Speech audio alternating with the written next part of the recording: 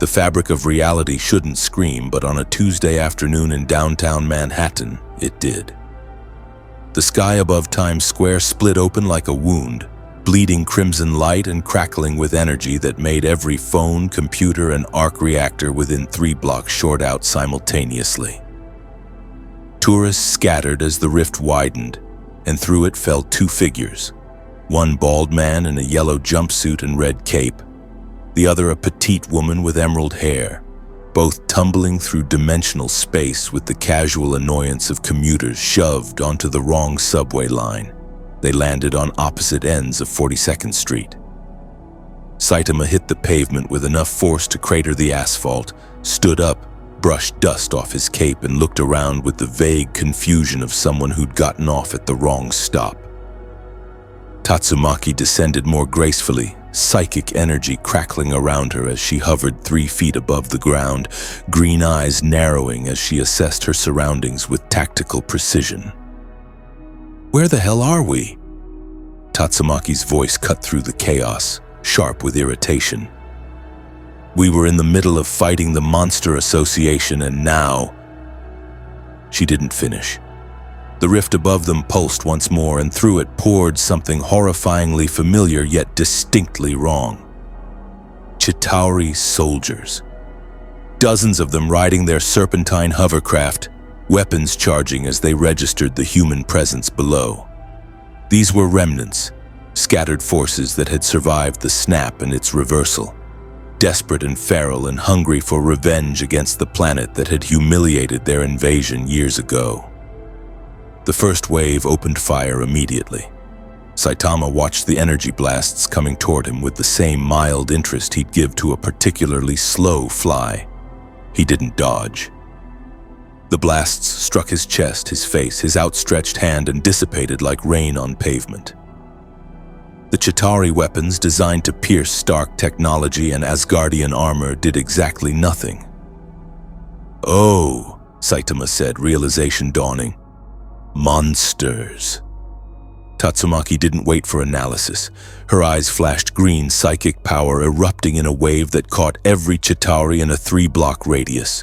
She didn't just stop them, she crumpled them like aluminum cans, twisting metal and flesh together, compacting flying soldiers and their vehicles into spheres of compressed matter that fell from the sky like grotesque hail. 17 Chitauri ceased to exist as individual organisms in the span of 2 heartbeats. More poured through the rift. The Chitauri had learned from their first invasion. These carried heavier weapons, plasma cannons that could level buildings. A squad of 6 targeted Saitama specifically, recognizing him as stationary and therefore an easy target. They fired simultaneously, enough concentrated energy to vaporize a city block. Saitama looked up at the blast coming toward him, sighed and casually swatted it aside. The gesture, barely more than brushing away a mosquito, redirected the entire plasma barrage into the rift itself. The energy beam, now traveling at an angle physics shouldn't have permitted, shot back through the dimensional tear and detonated somewhere in the space between realities. The rift shuddered, and through it came the sound of something massive exploding. "That's all of them on the other side," Tatsumaki noted, sensing the sudden absence of life signs beyond the portal. She gestured irritably, and her psychic power seized the rift itself, grabbing hold of the dimensional fabric like it was a physical curtain. She yanked it closed with a sound like tearing silk, sealing the breach through pure telekinetic force applied to the structure of space-time itself. The remaining Chitauri in Manhattan, perhaps 40 soldiers, suddenly realized they were stranded in a dimension with 2 beings who treated their invasion-grade weaponry like children's toys. Saitama disappeared. To anyone watching, it looked like teleportation. In reality, he'd simply jumped from his crater to the center of the Chitauri formation at a speed that rendered him invisible to the human eye and most conventional sensors. He appeared in the middle of the scattered alien forces, thought about the most efficient way to handle this, and decided on the classics. He punched the air. The shockwave from his fist Not even a serious punch, just a normal consecutive normal punch, generated a pressure wave that radiated outward in a perfect sphere. Every Chitauri within a 100-meter radius simply ceased to function. Their armor crumpled, their weapons shattered, their hovercraft disintegrated into component atoms. The wave continued outward, shattering already broken windows, setting off every car alarm and creating a sound like thunder that echoed through the concrete canyons of Manhattan. When the dust settled, literally settled as the shockwave had cleared the air of every particle of pollution and debris, Times Square stood empty except for two confused heroes and approximately 300 stunned civilians filming everything on their phones. Tatsumaki floated down next to Saitama, arms crossed. What kind of monsters were those? They were pathetically weak. "Dunno," Saitama replied, already sounding bored. "But I'm hungry. Do you think they have supermarkets here? I was supposed to catch a sale on eggs." Above them, the sky filled with the distinctive roar of repulsor engines. Iron Man arrived first, red and gold armor gleaming as he descended, followed by War Machine, Falcon, and Spider-Man web swinging between buildings. They'd detected the dimensional breach 3 minutes ago, mobilized immediately, and arrived to find the crisis already over in a way that made no tactical sense. Tony Stark's HUD was throwing errors. His sensors had registered 2 energy signatures that didn't match any known classification. One appeared completely human despite demonstrating impossible durability. The other was psychic readings that rivaled Wanda Maximoff at her peak. The damage pattern suggested extreme force, but there were no weapon signatures, no tech readings, nothing that explained how 2 people had neutralized a Chitauri incursion in under 30 seconds. "Jarvis, tell me I'm reading this wrong," Tony muttered, hovering 50 feet above the strangers. "I cannot, sir. The data is accurate. The male subject withstood direct plasma fire without damage. The female subject manipulated space-time to close a dimensional rift. Neither shows any technological augmentation." Spider-Man landed on a nearby building, his spider sense completely silent despite every instinct screaming that he should be terrified. Mr. Stark, those 2 just did in half a minute what took us like all of New York last time." "I noticed, kid." Tony's voice was tight. He'd seen a lot in his years as Iron Man, gods, monsters, aliens, and that one time a talking raccoon. But he'd never seen someone casually punch away a plasma cannon blast like it was a baseball. He descended slowly, hands raised in the universal gesture of peace, keeping his repulsors powered but not aimed. "Hi there. Tony Stark, Avengers. You 2 want to explain what just happened and why you're standing in the middle of Manhattan after closing a dimensional rift with your bare hands?" Tatsumaki looked up at the armored figure with open disdain. "A cyborg? Great. Are you going to attack us too, Tin Man? Because I'm not in the mood." Whoa, nobody's attacking anybody," Sam Wilson called out, wings spread as he maintained a careful distance. "We're the good guys, the Avengers, Earth's mightiest heroes. You've heard of us, right?" Saitama and Tatsumaki exchanged glances. "Nope," Saitama said. "No idea," Tatsumaki confirmed. The silence that followed was profound. Tony's mind raced through possibilities: amnesia, alternate reality, time travel, cosmic interference. But the way these 2 carried themselves, the casual dismissal of the Chitauri threat, the complete lack of concern facing 4 Avengers. They weren't afraid because they had no reason to be. And that was the most terrifying thing Tony Stark had encountered since Thanos. "Okay," Tony said slowly, his voice carefully measured. "New approach. You're clearly not from around here. That rift, you came through it, right? Different dimension, different Earth maybe?" "We were fighting the Monster Association," Saitama explained helpfully. "Then there was a bright light and now we're here. Do you know how to get back? I really need to catch that egg sale." "Monster Association? Peter's voice cracked slightly. What, like an organized crime syndicate of monsters? Like an actual association of literal monsters trying to conquer the world, Tatsumaki snapped. Which we were handling before we got yanked here. So if you heroes, she said the word with audible skepticism, can point us toward whoever's responsible for this dimensional nonsense, we'll have words with them and go home. War Machine's weapon systems had been running continuous threat assessments for the last 2 minutes. Every scenario came back the same way. Insufficient data to determine threat level. Recommend extreme caution.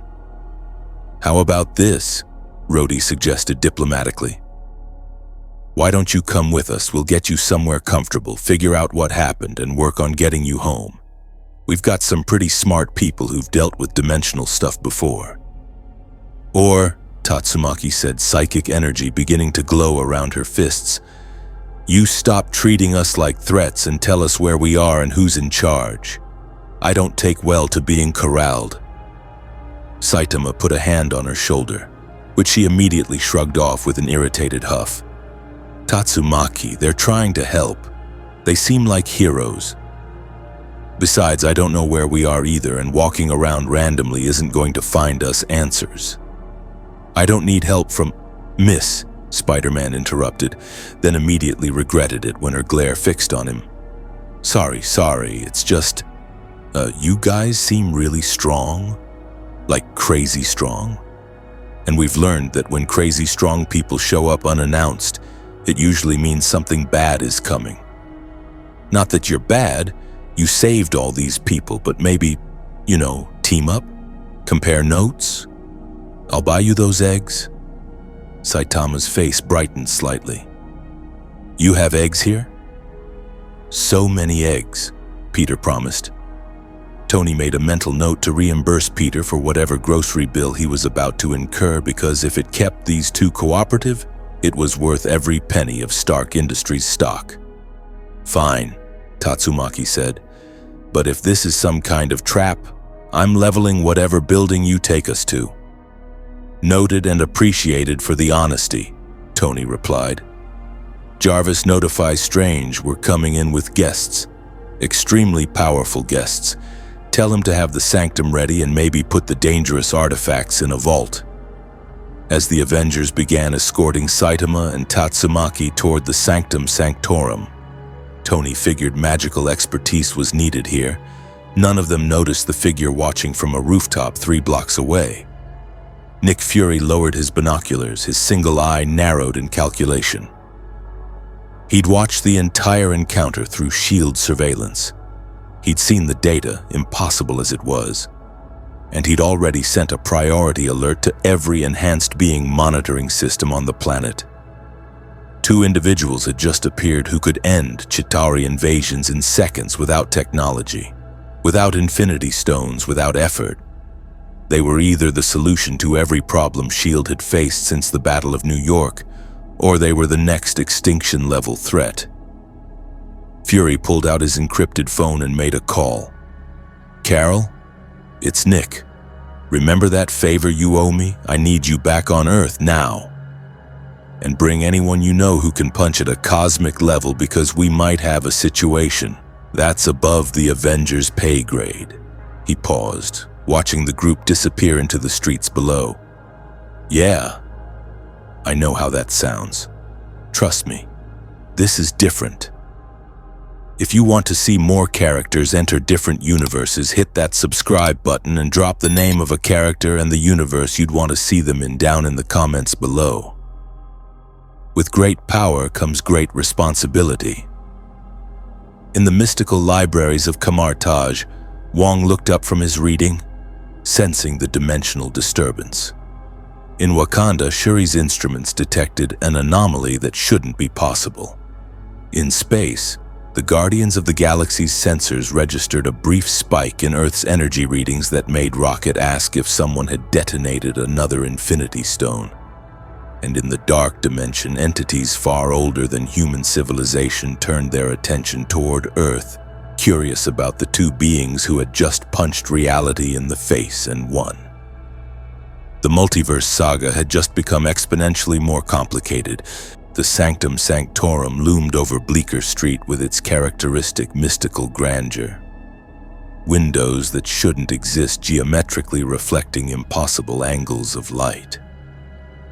Dr. Strange stood at the entrance, the eye of Agamotto resting against his chest, powerless without the time stone but still a useful focus for his enhanced perception.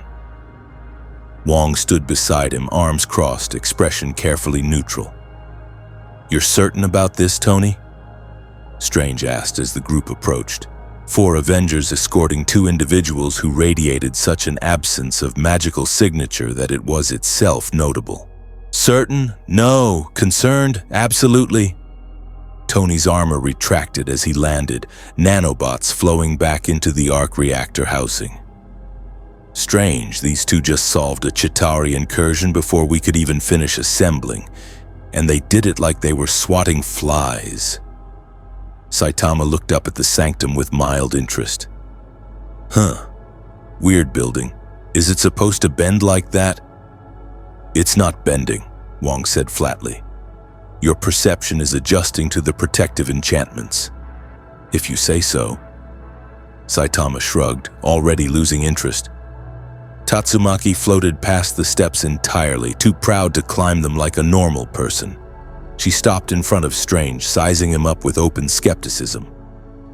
"So you're the magic user. Can you send us back or not?"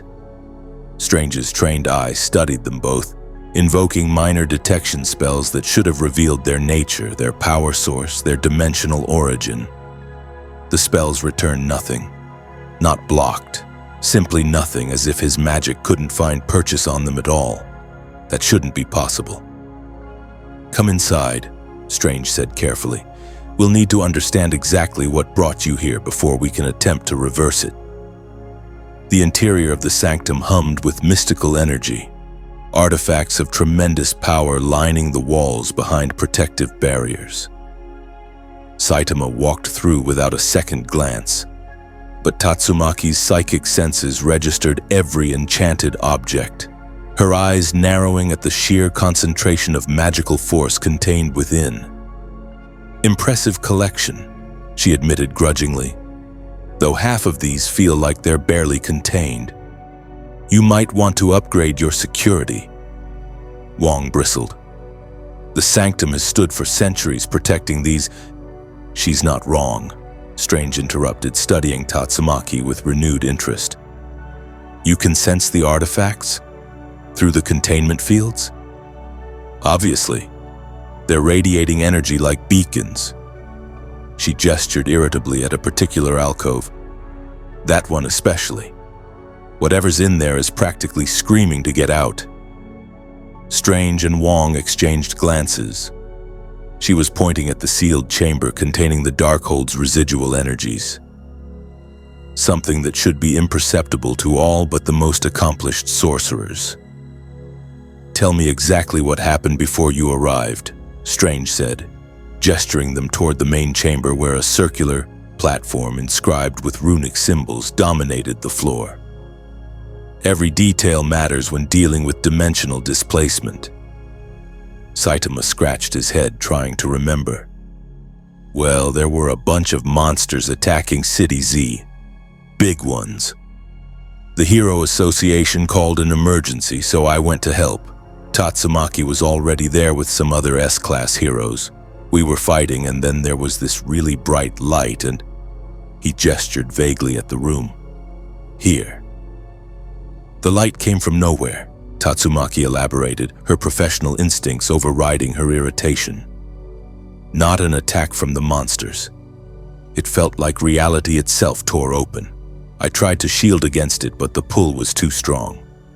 Next thing I knew, we were falling through some kind of space between dimensions, and then we hit your city."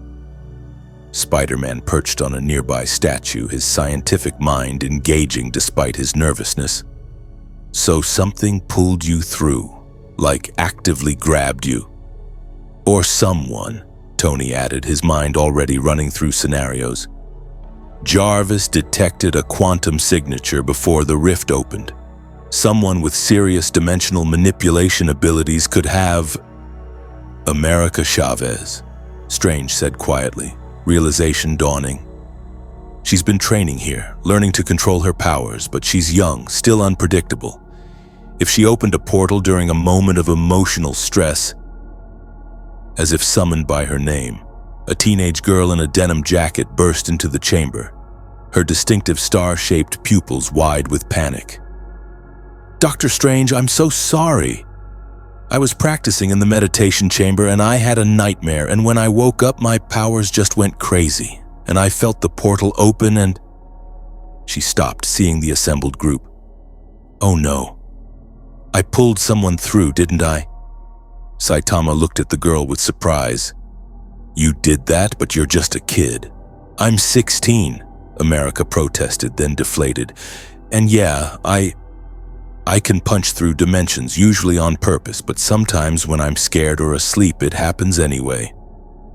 She looked at Strange desperately. "I can send them back. I just need to find their home dimension and I can open a portal." "No." Tatsumaki's voice cut through the room like a blade. "Nobody's punching anything near me until we understand exactly what happened. I'm not risking getting dumped into the wrong dimension because some child has poor control." America flinched, and Peter immediately swung down protectively. "Hey, she made a mistake. She's trying to help." "A mistake that ripped us out of our world mid-battle," Tatsumaki snapped. "Do you have any idea what could be happening back home right now? The monsters we were fighting, the heroes who need backup? We understand your concern," Strange interjected smoothly, though his eyes tracked the way psychic energy was beginning to crackle around Tatsumaki's clenched fists. "But aggression won't solve this. America, go to the library and bring me every text we have on stable dimensional traversal. Wong, contact Wanda. Her chaos magic might provide insights into this particular type of displacement." "Wanda's in Sokovia," Wong said. "She's been dealing with her grief. Are you sure we should disturb her? If these two are as powerful as they appear and they want to go home, we need every resource available." Strange turned back to Saitama and Tatsumaki. "In the meantime, I need to examine you both, purely diagnostic, to understand how your dimensional signatures read in our reality." Saitama shrugged. "Sure, I guess." Strange raised his hands, mystical energy flowing in complex patterns as he invoked the spell of divine insight, a detection enchantment that should reveal the fundamental nature of any being. The spell wrapped around Saitama, probing, analyzing, and returned absolutely nothing. Strange frowned, increased the power, layered additional detection spells. The magic swirled around Saitama like water around a stone, finding no purchase, no information, no essence to examine.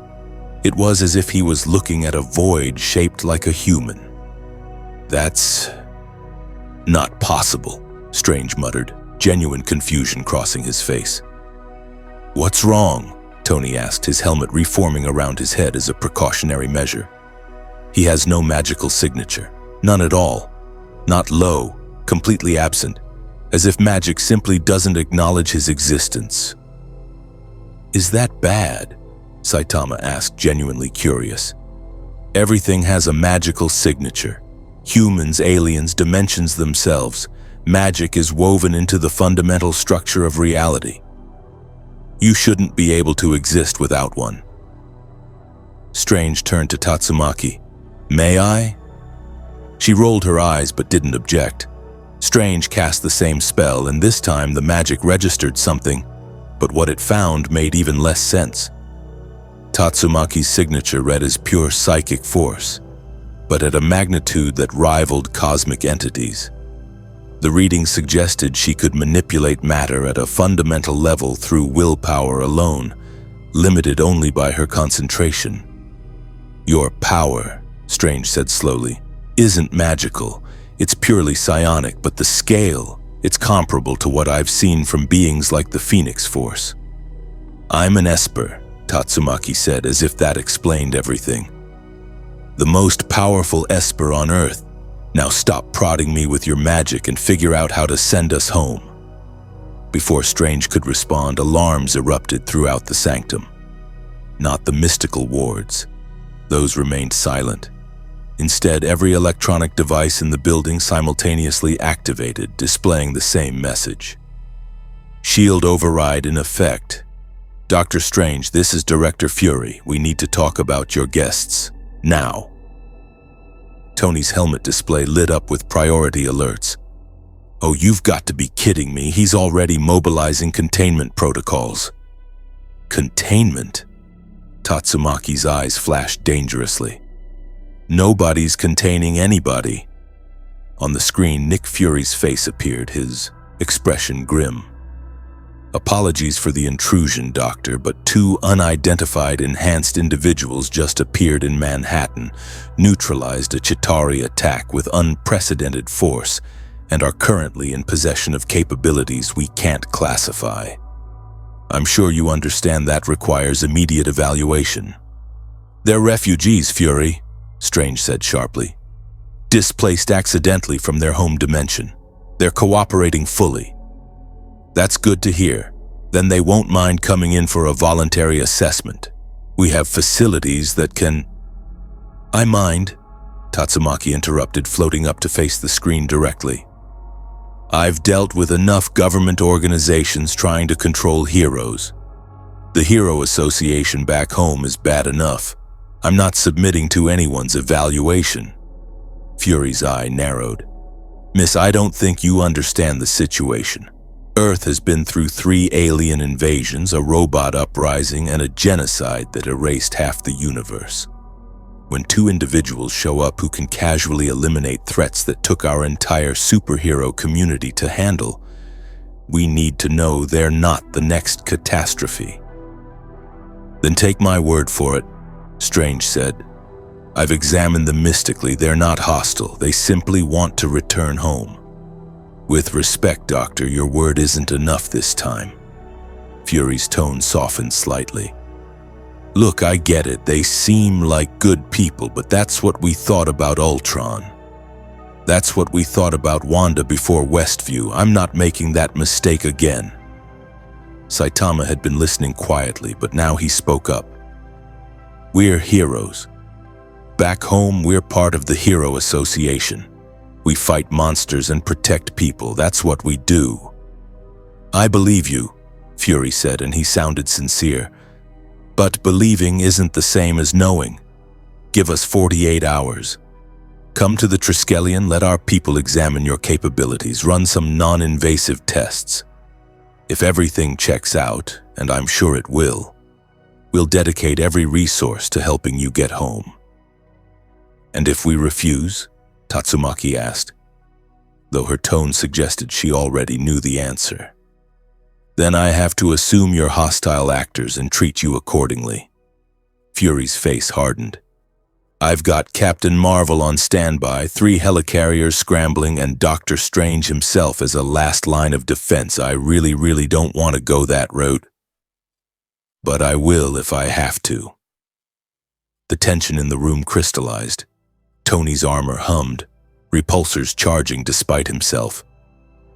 Spider-Man's spider sense suddenly screamed to life, not because of Saitama or Tatsumaki, but because Peter could feel the situation spiraling toward confrontation.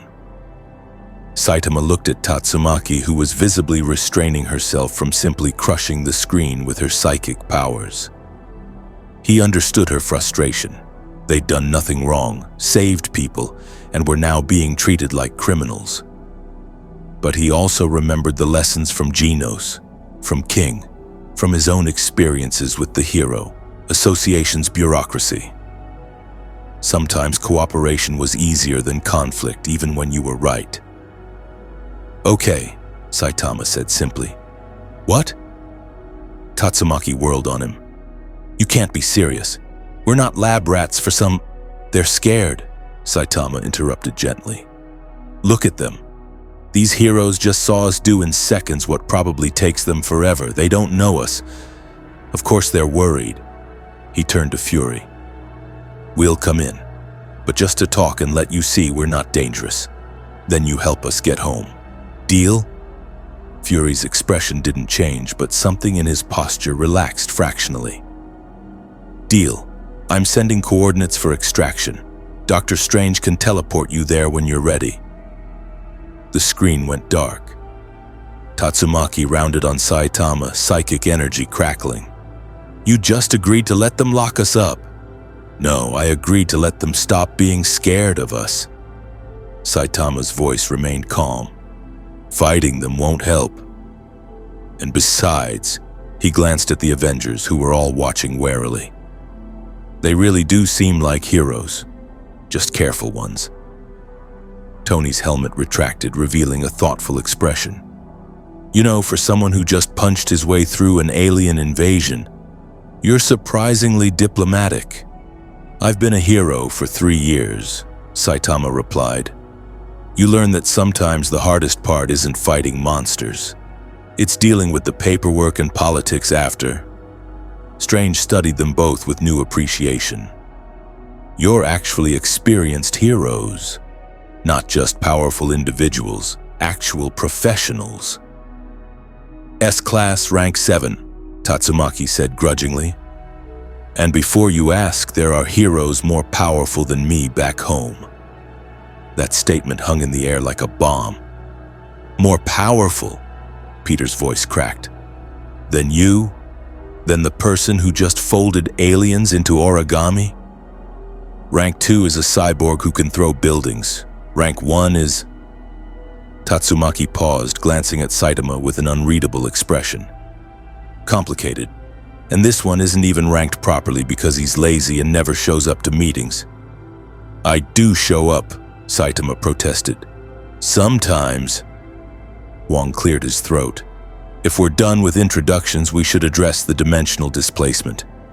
America's accidental portal opening is concerning, but it's the symptom, not the disease. The multiverse has been unstable since the events of last year. Incursions, timeline branches, reality breaches, it's getting worse.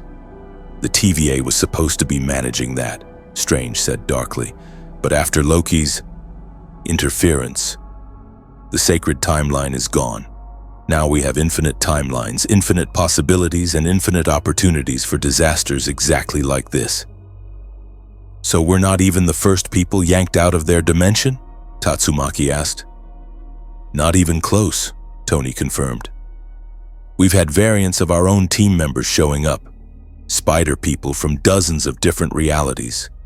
Even Dr. Strange has faced versions of himself. It's getting crowded out there in the multiverse. Saitama processed this information with his characteristic straightforward logic. So someone needs to fix it. Is anyone working on that? Several someones, Strange said. But it's complicated. The forces involved operate on scales beyond even my understanding. How complicated can it be? Saitama asked. Just find whoever broke it and tell them to fix it. The silence that followed was profound. He's not wrong, Peter said quietly. I mean, it's obviously more complex than that, but like, fundamentally? Someone broke the multiverse. Shouldn't they unbreak it? The person who broke it is dead, Strange said. He who remains, a variant of Kang the Conqueror, was maintaining the sacred timeline. When he died, everything splintered. And now other Kangs are rising across the multiverse, each trying to conquer it in their own way. Tatsumaki's expression sharpened. So you have an actual villain we can fight? Thousands of them, Tony said grimly. All versions of the same person, all equally dangerous, and all existing in different timelines simultaneously. It's less like fighting one enemy and more like fighting an entire army that exists across all of reality. That, Saitama said with the first hint of interest he'd shown since arriving. Sounds like it might actually be a challenge. Before anyone could respond to that ominous statement, The sanctum's wards suddenly blazed to life, mystical alarms echoing through the halls. Strange's hands immediately formed defensive gestures as Wong rushed to the viewing portal. "Doctor," Wong called. "We have a situation. A Kree warship just entered Earth's atmosphere. Ronin-class dreadnought, full invasion configuration." "Another one?" Tony was already checking his sensors. "That's the third Kree incursion this month. They're getting bolder." Strange's jaw tightened. "They're testing our defenses. After the snap, after Endgame, they think we're vulnerable." "Where is it?" Tatsumaki asked, already floating toward the door. "Orbit above New York," Wong reported. "They're charging weapons, ETA to first strike 90 seconds. Tony's helmet reformed. "I'm calling in everyone. We need Captain Marvel for this. She's the only one who can reliably take on Kree capital ships." "Or," Saitama said, walking toward the exit, "we could just go deal with it?" Strange looked at him incredulously. "You want to fight a Kree dreadnought? Those ships carry tens of thousands of soldiers, advanced weaponry, and planetary bombardment capabilities." "Sounds like a job for heroes," Saitama replied simply. Tatsumaki was already out the door, psychic energy propelling her upward. "Finally something worth fighting. Try to keep up, Baldy." "Hey, I have a name," Saitama called after her, but she was already streaking toward the sky. The Avengers stared in disbelief as Saitama casually walked out of the sanctum, looked up at the sky where the massive alien warship was becoming visible through the clouds, and bent his knees slightly. "Wait, is he going to—" Peter began. Saitama jumped. The street beneath him cratered from the force, windows shattering for 3 blocks in every direction from the shockwave. He launched into the air like a missile, cape streaming behind him, ascending at a speed that made Tony's fastest armor look stationary. "Jarvis, track him." "Unable to comply, sir. He's exceeded sensor tracking capability." Strange's hands were already forming portals. "We need to get up there. If they're really planning to engage a Kree dreadnought alone..." "They're going to start an interstellar incident," Tony finished. "Or they're going to save the day. Either way, I want eyes on it." Through the mystical viewing portal, they watched as 2 figures, one bald man in yellow, one petite woman wrapped in green energy, approached the massive alien warship that blotted out the sun. The Kree, for their part, had no idea what was about to hit them.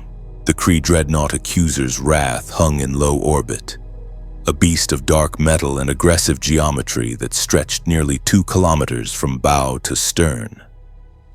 Commander Yontol stood on the bridge, his blue skin illuminated by tactical displays showing a wounded Earth. A planet that had lost half its population, scrambled to bring them back, and lost its greatest defender in the process. The intelligence was clear. Earth was vulnerable. No Iron Man, no Captain America leading the charge. The remaining Avengers scattered and traumatized. The Kree Empire had waited years for this moment. "All batteries prepare to fire," Yontol commanded. "Target population centers first. New York, London, Beijing. The humans will surrender when they see their cities burn." "Commander," the tactical officer interrupted, confusion in his voice. "We have 2 contacts approaching, human-sized. No ship signatures, no propulsion systems we can detect." Yontol turned to the view screen, irritation flickering across his features. 2 figures, impossibly small against the void of space, were ascending toward his vessel at speeds that made no sense. One appeared to be a human male in some kind of ridiculous yellow garment. The other was a female hovering inside a sphere of green energy. "Humans can't survive in space," Yontol said flatly. "Tell them that, sir," the officer replied. Saitama had reached orbital altitude in roughly 15 seconds. The cold didn't bother him. The lack of oxygen was mildly inconvenient. He couldn't talk. But he'd been in space before during his fight with Boros. He could hold his breath for a while. Tatsumaki hovered beside him, her psychic barrier maintaining perfect atmospheric pressure and oxygen supply. She looked at him, raised an eyebrow in silent question. "Your turn or mine?" Saitama gestured politely. "Ladies first." She rolled her eyes but smiled slightly, the first genuine smile anyone in this dimension had seen from her. Her hands spread wide, and her psychic power erupted outward with enough force to register on every sensor in the solar system. On the Dreadnought's bridge, alarms screamed. "Energy spike!" the tactical officer shouted.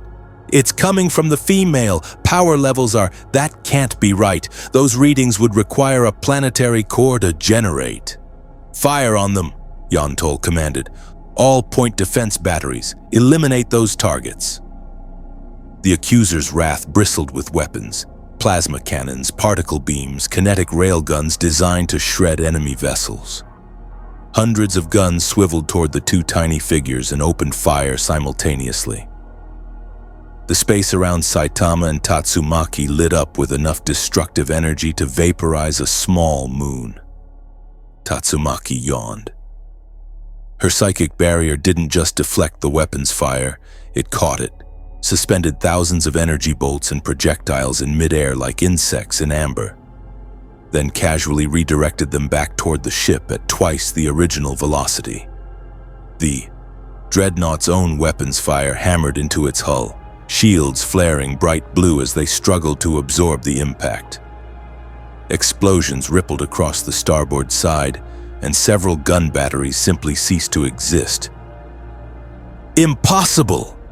Yantol stared at the tactical display in disbelief. "Deploy the fighters! Launch boarding torpedoes! I want those two captured or killed!" The Dreadnought's launch bays opened, disgorging hundreds of single-pilot fighters and dozens of heavy assault craft. The Kree were master strategists. They wouldn't make the same mistake twice. They'd overwhelm with numbers, exploit any opening, and neutralize the threats through coordinated assault. It was a sound, tactical plan. It lasted approximately 4 seconds. Tatsumaki extended her hand, and her psychic power seized every single fighter and boarding craft simultaneously. 300 vessels, each piloted by trained Kree warriors, simply stopped. Engines roared uselessly as invisible force gripped them like a child's toys. Then she closed her fist. Metal shrieked. Pilots screamed. 300 military spacecraft compacted into a sphere of compressed metal roughly the size of a small house, which Tatsumaki then threw at the Dreadnought's bridge with enough force to punch through the shields entirely.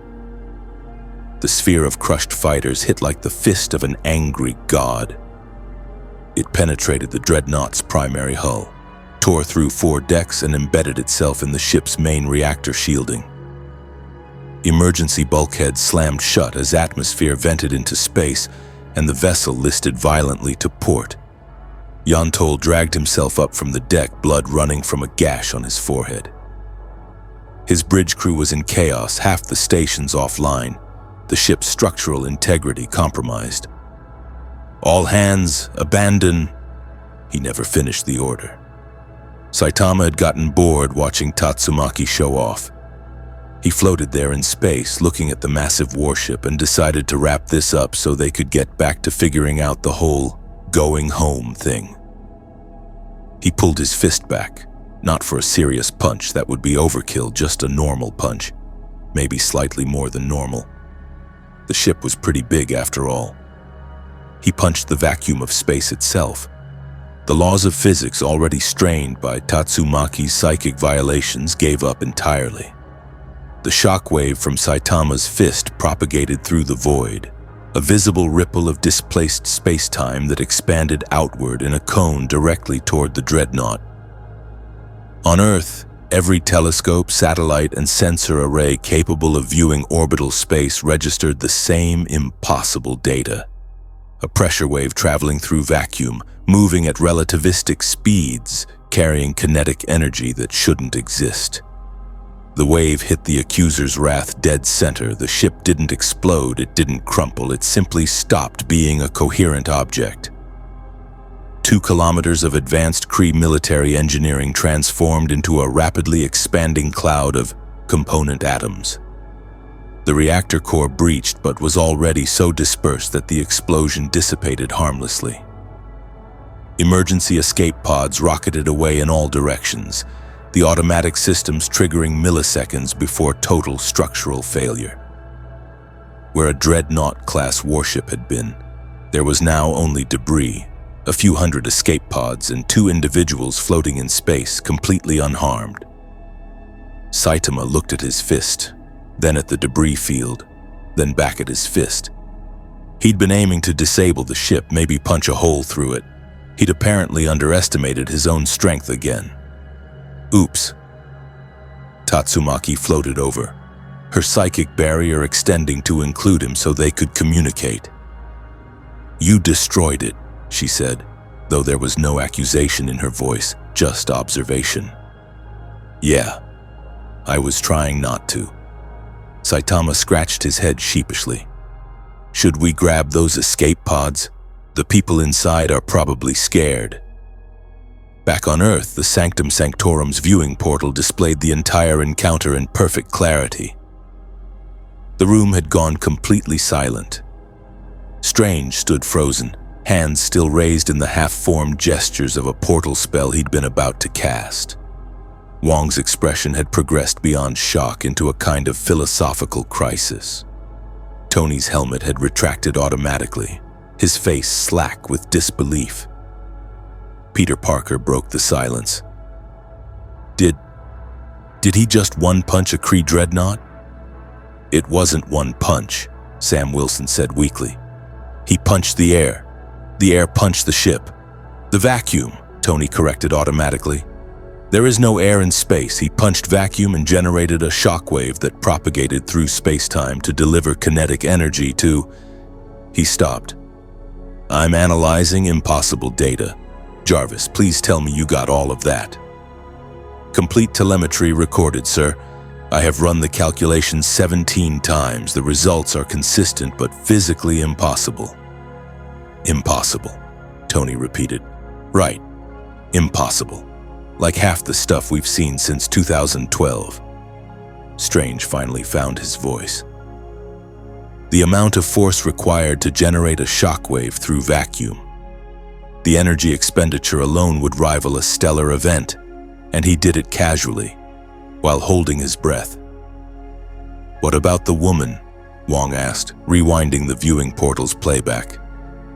"She crushed 300 fighters simultaneously while maintaining a stable atmosphere shield. The psychic strength required exceeds anything I've seen outside of cosmic-level entities," Strange finished. "Wong, do you remember the readings we got when the Celestials approached Earth?" "Yes." Her psychic output during that display was comparable. The room fell silent again as that implication sank in. Rhodey was already on comms with the military. "Yeah, I'm seeing it too. No, I don't know how. No, we should definitely not try to contain them. Are you insane? They just deleted a Kree dreadnought. What exactly do you think our containment protocols would do against..." He paused, listening. "Fury said what? He's still pushing for assessment. Tell him he's an idiot and I said so." In orbit, Tatsumaki had gathered all the escape pods with her psychic power, bundling them together like a fisherman's net. There were perhaps 200 pods, each containing 1 to 3 Kree warriors who were currently experiencing severe psychological distress at having survived the impossible.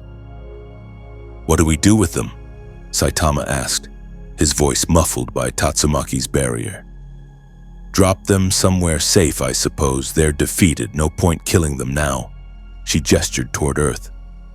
"Let's bring them down and let the locals handle it." They began their descent, Tatsumaki controlling their speed while simultaneously maintaining barriers around herself, Saitama, and the collection of escape pods. From an outside perspective, it looked like a meteor shower guided by intelligent will. Strange immediately opened a portal. "We need to meet them at the landing site, now." "Where are they coming down?" Tony asked, his armor's sensors tracking the descent trajectory. Central Park, Peter said, his spider sense giving him uncomfortable prickles. Not danger, just the universe's way of saying pay attention, this is important. The group emerged from Strange's portal into Central Park, where a crowd had already gathered, phones out, filming the descending lights. Shield helicarriers were converging on the location, agents deploying in textbook containment formation. Fury stood at the center of the operation, tactical display showing the incoming targets. When he saw Strange and the Avengers arrive, he walked over, his expression grim. "Tell me you have some way to contain this situation, Doctor." "Contain?" Strange's laugh was slightly unhinged. "Fury, they just destroyed a Kree dreadnought with their bare hands. In space. While holding their breath. What exactly do you think we're going to contain?" "Then we need to negotiate from a position of—" "We have no position," Tony interrupted. "We have nothing they want, nothing they fear, and nothing that would even slow them down if they decided to become hostile. Our only play is to be so helpful and friendly that they never consider us a threat." Fury's jaw clenched, but he nodded. "Then we go with Plan B. Make them our allies instead of our wardens." The lights touched down gently in the center of the park. The escape pod settled onto the grass without even disturbing it. Tatsumaki's control was that precise. She and Saitama descended last, landing among the circle of S.H.I.E.L.D. agents who had weapons raised but looked deeply uncertain about their life choices. Saitama waved awkwardly. "Hi again. We brought the survivors. Didn't seem right to leave them floating in space." The escape pods began opening automatically, Kree warriors stumbling out in various states of shock and injury. They saw the ring of armed humans, saw the two beings who had single-handedly destroyed their invasion fleet, and immediately dropped their weapons in surrender. One Kree commander, not Yon Tol, who hadn't made it to an escape pod, stepped forward, his blue skin pale with fear. "We surrender. The Kree Empire will hear of this. You have my word as Commander Tarron that we will not return to this world." "See that you don't," Tatsumaki said coldly. "Next time, I won't bother collecting survivors." S.H.I.E.L.D. agents moved in to secure the Kree prisoners, nearly 400 of them, the survivors of a full dreadnought crew. Fury watched the operation with the expression of a man recalculating every strategic assessment he'd ever made. "So," he said, approaching Saitama and Tatsumaki directly, "about that assessment we discussed." "Still want to test us?" Tatsumaki asked, challenging. Fury looked at the debris still falling from orbit, pieces of the dreadnought burning up in atmosphere like shooting stars. He looked at the Kree warriors who were surrendering without a fight, too terrified to even consider resistance. He looked at Tony Stark, who was shaking his head minutely, and at Dr. Strange, who looked like he'd seen the face of God and wasn't entirely sure he'd survived the experience. "No," Fury said finally. "I don't think that's necessary anymore, but I would like to have a conversation about what you are, where you're from, and how we can help you get home before the entire cosmic community learns Earth has two beings who can casually destroy invasion fleets." "Too late for that," Strange said quietly. "Every monitoring station in this galaxy just watched them destroy a Kree dreadnought. Word is spreading right now." As if to punctuate his point, a brilliant rainbow bridge of energy suddenly slammed down from the sky 50 yards away. The Bifrost's arrival scattered civilians and made S.H.I.E.L.D. agents scramble for cover. When the light cleared, Thor Odinson stood there, Stormbreaker in hand, looking around with wild eyes until he spotted Saitama and Tatsumaki. He strode forward, lightning crackling in his wake. "You!" Thor's voice boomed across the park. "Warriors, I am Thor, son of Odin, king of Asgard. Heimdall has informed me that two beings of tremendous power have appeared on Midgard and destroyed a warship with techniques unknown to the Nine Realms. I would know your names and your purpose." Saitama looked up at the towering god of thunder. "I'm Saitama. This is Tatsumaki. We're heroes. We got pulled here by accident and we're trying to get home." Thor studied them both with eyes that had witnessed countless battles across millennia. He saw power in them, recognized it the way a warrior recognizes a worthy opponent. But he also saw something else, the bearing of genuine heroes, not conquerors. "Heroes," Thor repeated, then smiled, a huge, genuine smile. "Then you are welcome in this realm. Any who stand against tyranny and invasion are friends of Asgard." He turned to the gathered crowd. "We should feast. Celebrate this victory. I know an excellent shawarma place that—" "Thor," Tony interrupted. "Maybe we hold off on the celebration until after we've had that conversation." "Bah, Stark, always so concerned with politics." "Very well." Thor turned back to Saitama and Tatsumaki. "But know this, I would welcome the chance to test my strength against warriors such as yourselves. It has been too long since I faced a true challenge." Saitama's eyes flickered with interest for the first time since arriving. "A challenge? You think you could give me a good fight? I am Thor, god of thunder, wielder of Stormbreaker. I have fought frost giants, dark elves, and my own treacherous brother. "Cool," Saitama said. "Maybe later after we figure out the going home thing." Thor deflated slightly but nodded. "As you wish, but I shall hold you to that promise, Bald One. My name is Saitama." In space, far beyond Earth's orbit, a massive ship hung in the darkness, far larger than the destroyed Kree dreadnought, organic in design, pulsing with violet and black energy. On its bridge, Thanos sat upon his throne, watching the telemetry of the Kree ship's destruction play out on holographic displays. "Interesting," the Mad Titan rumbled. Two beings, unaligned with any known faction capable of destroying a dreadnought-class vessel without technology or infinity stones. He turned to his remaining lieutenant, a figure shrouded in shadows. "What is your assessment?" "Either they are threats to be eliminated," the figure replied, "or assets to be acquired. But not yet, my lord. Let them be someone else's problem. Let the universe test them. Then we shall see if they are worthy of your attention. Or merely insects to be crushed beneath your heel." Thanos nodded slowly, his mind already calculating probabilities, strategies, contingencies. "Watch them. If they possess power independent of the stones, they could interfere with the plan. But they could also prove useful in the culling. Time will tell." The ship turned away from Earth, vanishing into the void. Back in Central Park, as S.H.I.E.L.D. agents processed Kree prisoners and the Avengers tried to process what they'd just witnessed, Strange pulled Tony aside. "We need to contact everyone," Strange said urgently. "Carol, the Guardians, the Eternals if they'll answer. Because I just did a calculation, and if those two decided to become villains instead of heroes, there's nothing we could do to stop them," Tony finished. "Yeah, I got there about 5 minutes ago. Jarvis has been running combat scenarios. We lose every single one." "Even with Carol at full power?" "Even with Carol at full power," Tony confirmed. "The male, Saitama, his punch generated more kinetic energy than Carol has ever displayed. And that was a casual strike.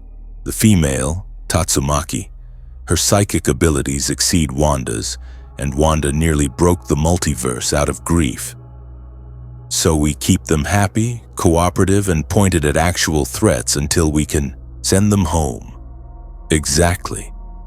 Tony watched as Saitama politely answered Thor's enthusiastic questions about his training regimen while Tatsumaki hovered nearby, looking annoyed but not actually leaving. "The good news is they seem genuinely heroic. The bad news is we've just advertised to the entire galaxy that Earth has 2 planet-level defenders who appeared out of nowhere." "Which means," Strange said quietly, that anything powerful enough to challenge them will now see Earth as a proving ground. Tony was quiet for a moment.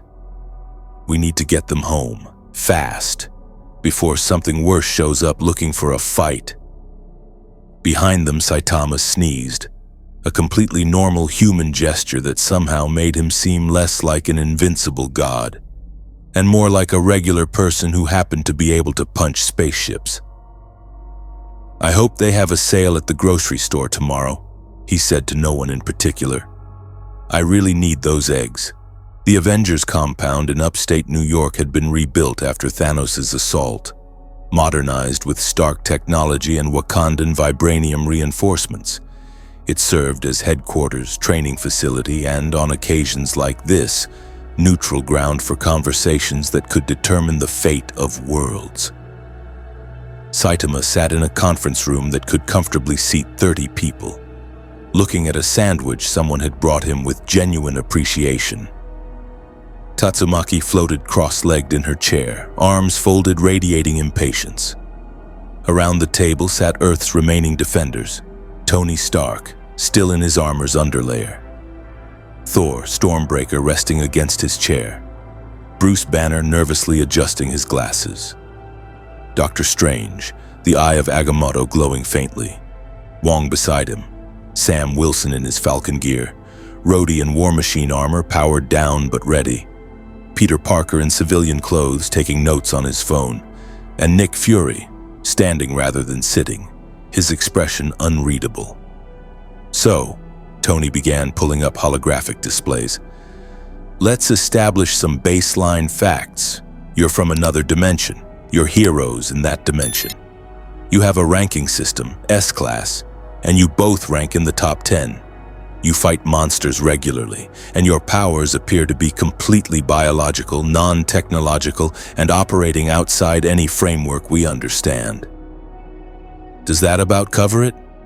"Pretty much," Saitama confirmed between bites of sandwich. "Okay, next question. In your world, how common are beings with your level of power?" Tatsumaki answered this one. "Not common, but we exist. The Hero Association has about 600 registered heroes across all classes. S-Class has 17 members, each capable of handling disaster-level threats that could wipe out cities. Above that," she paused, "there are a few who are in a category of their own." "Like you two?" Bruce asked, genuinely curious rather than fearful. "I'm strong for S-Class," Tatsumaki said with characteristic pride. "But rank 1, Blast, rarely appears, and when he does, he handles threats that could end humanity. King supposedly has powers beyond classification, though." She glanced at Saitama. "Some rankings are complicated." Saitama had gone very still, his sandwich halfway to his mouth. "What?" Peter asked, noticing the reaction. "Nothing," Saitama said quickly. Too quickly. "It's just that I'm not really ranked properly. I'm B-Class, rank 7. They keep promoting me slowly because I don't test well and I miss meetings." Thor laughed, a booming sound that echoed through the room. "A clerical error. The mightiest warrior I have seen in centuries reduced to middle rankings by bureaucracy. I like you, bald one." "It's Saitama," Saitama muttered, but without much heat. Strange leaned forward, fingers steepled. "Let's address the elephant in the room. You destroyed a Kree dreadnought with a punch. Not with a weapon, not with a technique. You punched vacuum in the shockwave, obliterated 2 kilometers of advanced military spacecraft. How?" Saitama looked uncomfortable. "I just punch things. I trained really hard for 3 years. 100 push-ups, 100 sit-ups, 100 squats, and a 10-kilometer run every single day. No heat in winter, no AC in summer. I went bald from the stress, but I got strong." The room was silent. "That's it?" Tony's voice was flat. "That's your origin story? You did a moderately difficult workout routine and became a god?" "I wouldn't say god. You punched a spaceship into atoms from the planet's surface while holding your breath in vacuum." Tony's voice rose slightly. That's not moderately difficult workout territory. That's not even gamma radiation or super soldier serum territory. That's cosmic entity level power from calisthenics. It's called breaking your limiter, Tatsumaki interjected, surprising everyone. It's a theory in our world. Every being has a natural growth limit built into their biology, a limiter. Most people never reach it. Some, like heroes, push close to it, but she gestured at Saitama with grudging respect, somehow shattered his completely. No upper limit, no ceiling, he just keeps getting stronger, except he's already so strong nothing challenges him anymore. That's... Bruce pulled off his glasses, cleaning them nervously. That's actually theoretically consistent with certain evolutionary models. If you could somehow remove the genetic safeguards that prevent unlimited cellular adaptation. Don't, Strange interrupted, his voice sharp. Don't try to replicate it. I've seen what happens when people try to exceed their natural limits through mystical means. The price is always higher than expected. I'm not trying to replicate anything, Bruce said defensively. I'm just trying to understand. Fury had been quiet, watching, analyzing. Now he spoke. Here's what I understand. You two represent power on a scale we rarely see. The Kree will report back to their empire. Other factions will hear about it. Some will avoid Earth. Others will see it as a challenge. We need to know, are you staying or are you going home? Going home, both heroes said simultaneously. Good, Fury continued. Because if you stayed, you'd fundamentally change the balance of power on this planet and probably spark a cosmic arms race. But while you're here, we need to manage the situation carefully. Manage? Tatsumaki's eyes flashed dangerously. We're not assets to be managed. That's not what I meant. Fury's tone remained measured. I mean, we need to control the narrative. Right now, half the intelligence agencies on the planet are trying to figure out who you are and how to recruit or neutralize you. The Kree Empire knows you exist. Every telescope that was pointed at orbit saw what happened. We need a story that keeps you safe and keeps Earth safe from the repercussions. What kind of story? Saitama asked, genuinely curious. Tony pulled up a holographic document. We tell the truth, mostly. Two heroes from another dimension accidentally pulled here, helping out while Strange and America Chavez work on getting them home. We emphasize that you're temporary, powerful, but not interested in Earth's politics and under Avengers' protection. Protection? Tatsumaki laughed. From what? From people who might try to weaponize you, Sam said quietly. We've been through this before. Sokovia Accords, Civil War, the whole mess. Governments see power and want to control it. If they can't control it, they try to eliminate it. We're trying to keep you from becoming targets. I'd like to see them try, Tatsumaki said coldly. That's the problem, Strange interjected. You could probably survive any assassination attempt. But the collateral damage from someone trying to kill you and you defending yourself could level cities. We're trying to prevent that scenario. Saitama had been listening carefully. So you want us to stay low-key while you work on sending us home? Exactly, Fury confirmed. Okay, Saitama said simply. That makes sense. Tatsumaki? She looked like she wanted to argue, but after a moment she nodded curtly. Fine. But if someone attacks us, I'm not holding back. Fair enough, Tony said. Now logistics, where are you staying? Staying? Saitama blinked. I hadn't thought about it. We can set you up here at the compound, Rhodey offered. Plenty of rooms, security, and you'd be close if Strange needs you for dimensional calibration or whatever. There's also an apartment in the city, Peter added. Stark Industries owns a building in Queens. Lots of space, quiet neighborhood. I live nearby, actually. Before they could decide, alarms erupted throughout the compound. Not attack warnings, communication alerts. Multiple channels lighting up simultaneously. Tony's HUD flickered to life. We've got incoming calls from everyone. The Guardians, Wakanda, Sword, the Fantastic Four, even... Wait, the Nova Corps? How did they hear about this already? Light-speed communication across the galaxy, Strange said. Word travels fast when you destroy a Kree dreadnought. One screen resolved into a hologram of a green-skinned woman with striking features and a warrior's bearing. Stark, is this channel secure? Gamora? Tony's surprise was evident. I thought you were dead? I was. This is past me from 2014. It's complicated. The Guardians picked up chatter about Earth having 2 new defenders who single-handedly eliminated a Kree invasion fleet. Is it true? Painfully true, Tony confirmed. Gamora meets Saitama and Tatsumaki, interdimensional visitors with power levels that make our strongest look weak. Gamora studied them through the hologram. The galaxy is talking. Ronan's death made Earth notorious. The snap made it a cosmic tragedy. Now this, every major power is reassessing Earth's threat level. Is that bad? Peter Parker asked. Depends on perspective, Gamora replied. Some will leave you alone out of caution. Others will see it as a challenge, and a few, her expression darkened, will see it as an opportunity. Be careful.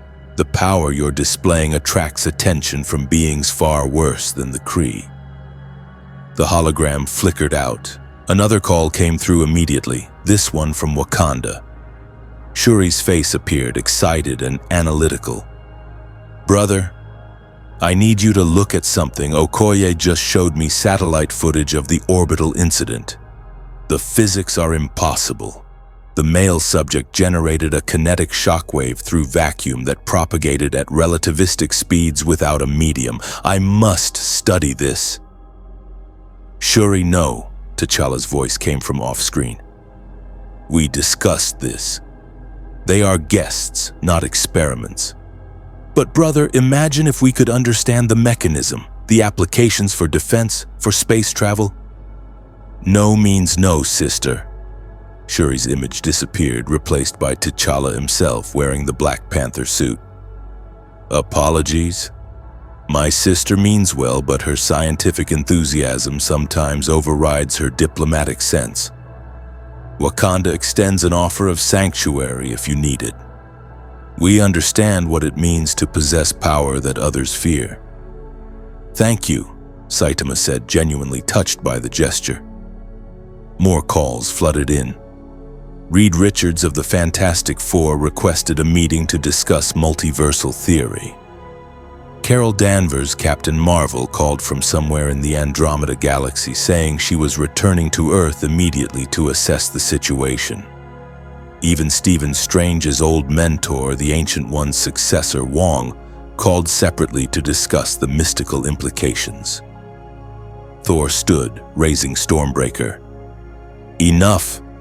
My friends are overwhelmed with your curiosity and concern. I declare the warriors Saitama and Tatsumaki under Asgardian guest protection. Any who would threaten them must answer to the throne of Asgard. Thor, you can't just unilaterally... Tony began. I am a king, Stark. I can do exactly that. Saitama looked at the chaos his presence had caused. The flood of calls, the diplomatic maneuvering, the various factions trying to claim or protect or study him and Tatsumaki. It reminded him of the worst parts of the Hero Association's politics, except amplified across an entire galaxy. Can we just go somewhere quiet? He asked. This is giving me a headache. I know a place, Strange said, standing. America, how's the dimensional research going? America Chavez, who'd been quietly working in the corner with Wong, looked up from a pile of ancient texts. I think I've found their home dimension's signature.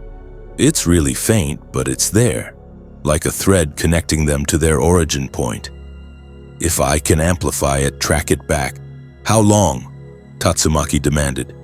I don't know, days, maybe a week. I've never done this before. Usually I just punch through dimensions instinctively, but finding a specific one, targeting it precisely, it's like trying to find one specific grain of sand on a beach. A week, Saitama repeated. Okay, we can wait a week. Right, Tatsumaki? She looked ready to argue but saw the exhaustion in his face. Not physical exhaustion, but the weariness of someone who'd been dealing with the same bureaucratic nonsense in every universe. Fine. 1 week. But if someone tries to kidnap us for experiments, I'm leveling their base. I'll make a note of that, Fury said dryly. Now, about accommodations. A new alarm sounded different from the others. This one was a priority distress call. Tony's expression darkened as he read the data. We've got a situation in Sokovia. Multiple enhanced individuals, designation unknown, causing mass destruction. Local authorities are overwhelmed. European Avengers protocols are requesting backup. Enhanced individuals? Bruce asked. What kind? Reports are confused. Some kind of bioweapons, maybe AIM remnants, maybe Hydra holdouts. Footage shows... Tony paused, watching something on his HUD. Things. Creatures. They're calling them monsters. Saitama's head snapped up. Monsters? Biological weapons, probably, Rhodey clarified, pulling up his own tactical display. 8 confirmed hostiles, each demonstrating extreme strength and durability. They've already collapsed 2 buildings and civilian casualties are mounting. Thor was already heading for the door. Then we depart immediately. Stark, ready the Quinjet. Wait, Tatsumaki said, floating toward the exit. You said monsters. Actual monsters, not metaphorical ones? Does it matter? Sam asked, wings deploying. Yes, Saitama said, standing up. His entire demeanor had changed. The casual, easygoing hero replaced by something more focused. Because we're really good at fighting monsters. Tony looked at Strange, who looked at Fury, who looked at the 2 interdimensional heroes who were suddenly radiating purposeful energy. You want to come with us? Tony asked carefully. We're heroes, Saitama said simply. People are in danger. That's what we do. Plus, Tatsumaki added, I'm bored and angry about being stuck here. Crushing some monsters sounds therapeutic. Bruce cleared his throat nervously. Just to be clear, when you say crush, you mean metaphorically, right? We try to minimize collateral damage and... I mean literally crush, Tatsumaki said. But I'll try not to destroy too many buildings. Probably. That's not as reassuring as you think it is, Tony muttered. But he was already pulling up deployment protocols. Fine, but you follow Avengers protocols. We minimize civilian casualties, we evacuate before engaging, and we try not to level entire city blocks. We can do that, Saitama agreed. Tatsumaki's actually really precise when she wants to be. When I want to be, she emphasized.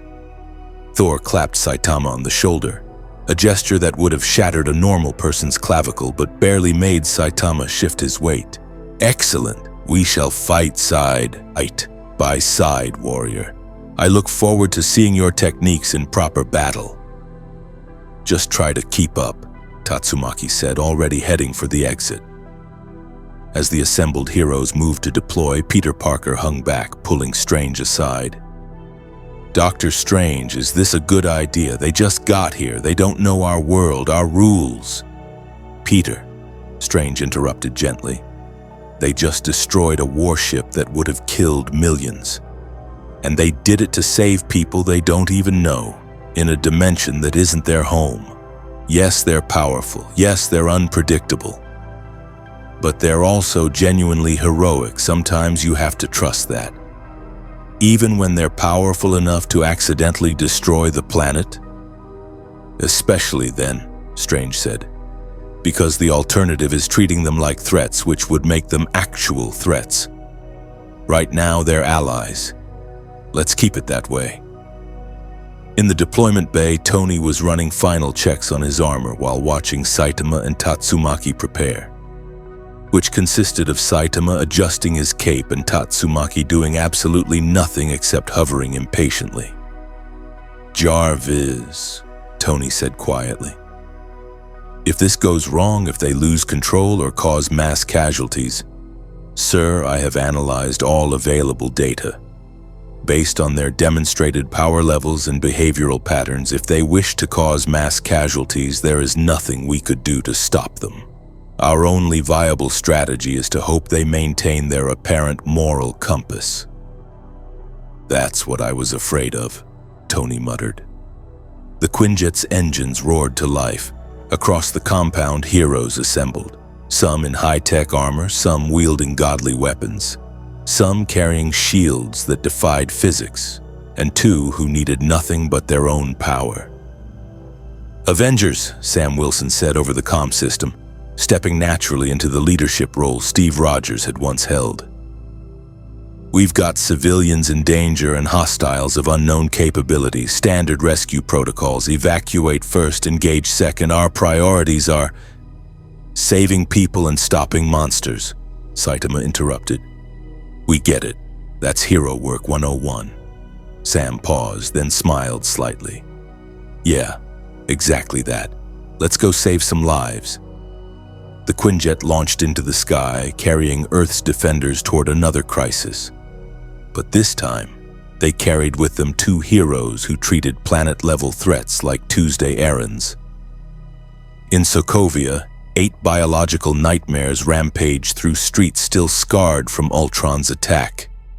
Citizens fled in terror as the creatures, misshapen things of muscle and rage, each standing 12 feet tall, tore through buildings searching for prey. They had perhaps 5 minutes before Saitama arrived and remembered why, in his world, monsters had learned to fear the sound of approaching footsteps. Sokovia had been rebuilding slowly, painfully, ever since Ultron had nearly used the entire nation as a kinetic weapon. The capital city of Novigrad had been reconstructed with international aid, a symbol of resilience, of humanity's refusal to surrender to catastrophe. Its citizens had learned to live with trauma, to find normalcy amid the scars. Then the monsters came. They erupted from an abandoned Hydra facility on the city's outskirts, a lab that oversight committees had sworn was decommissioned, cleansed, safe. The creatures that emerged were grotesque amalgamations of human and animal DNA, experiments that someone had restarted in secret. 8 abominations, each a unique horror. One with 6 arms ending in bone blades, another with armored hide like a rhinoceros, a third that moved with serpentine fluidity despite its massive bulk. They were hungry, they were angry, and they were tearing through residential districts with methodical brutality. Local defense forces had responded within minutes. Armed police, hastily mobilized military units, even a few enhanced individuals the government had quietly recruited after Ultron.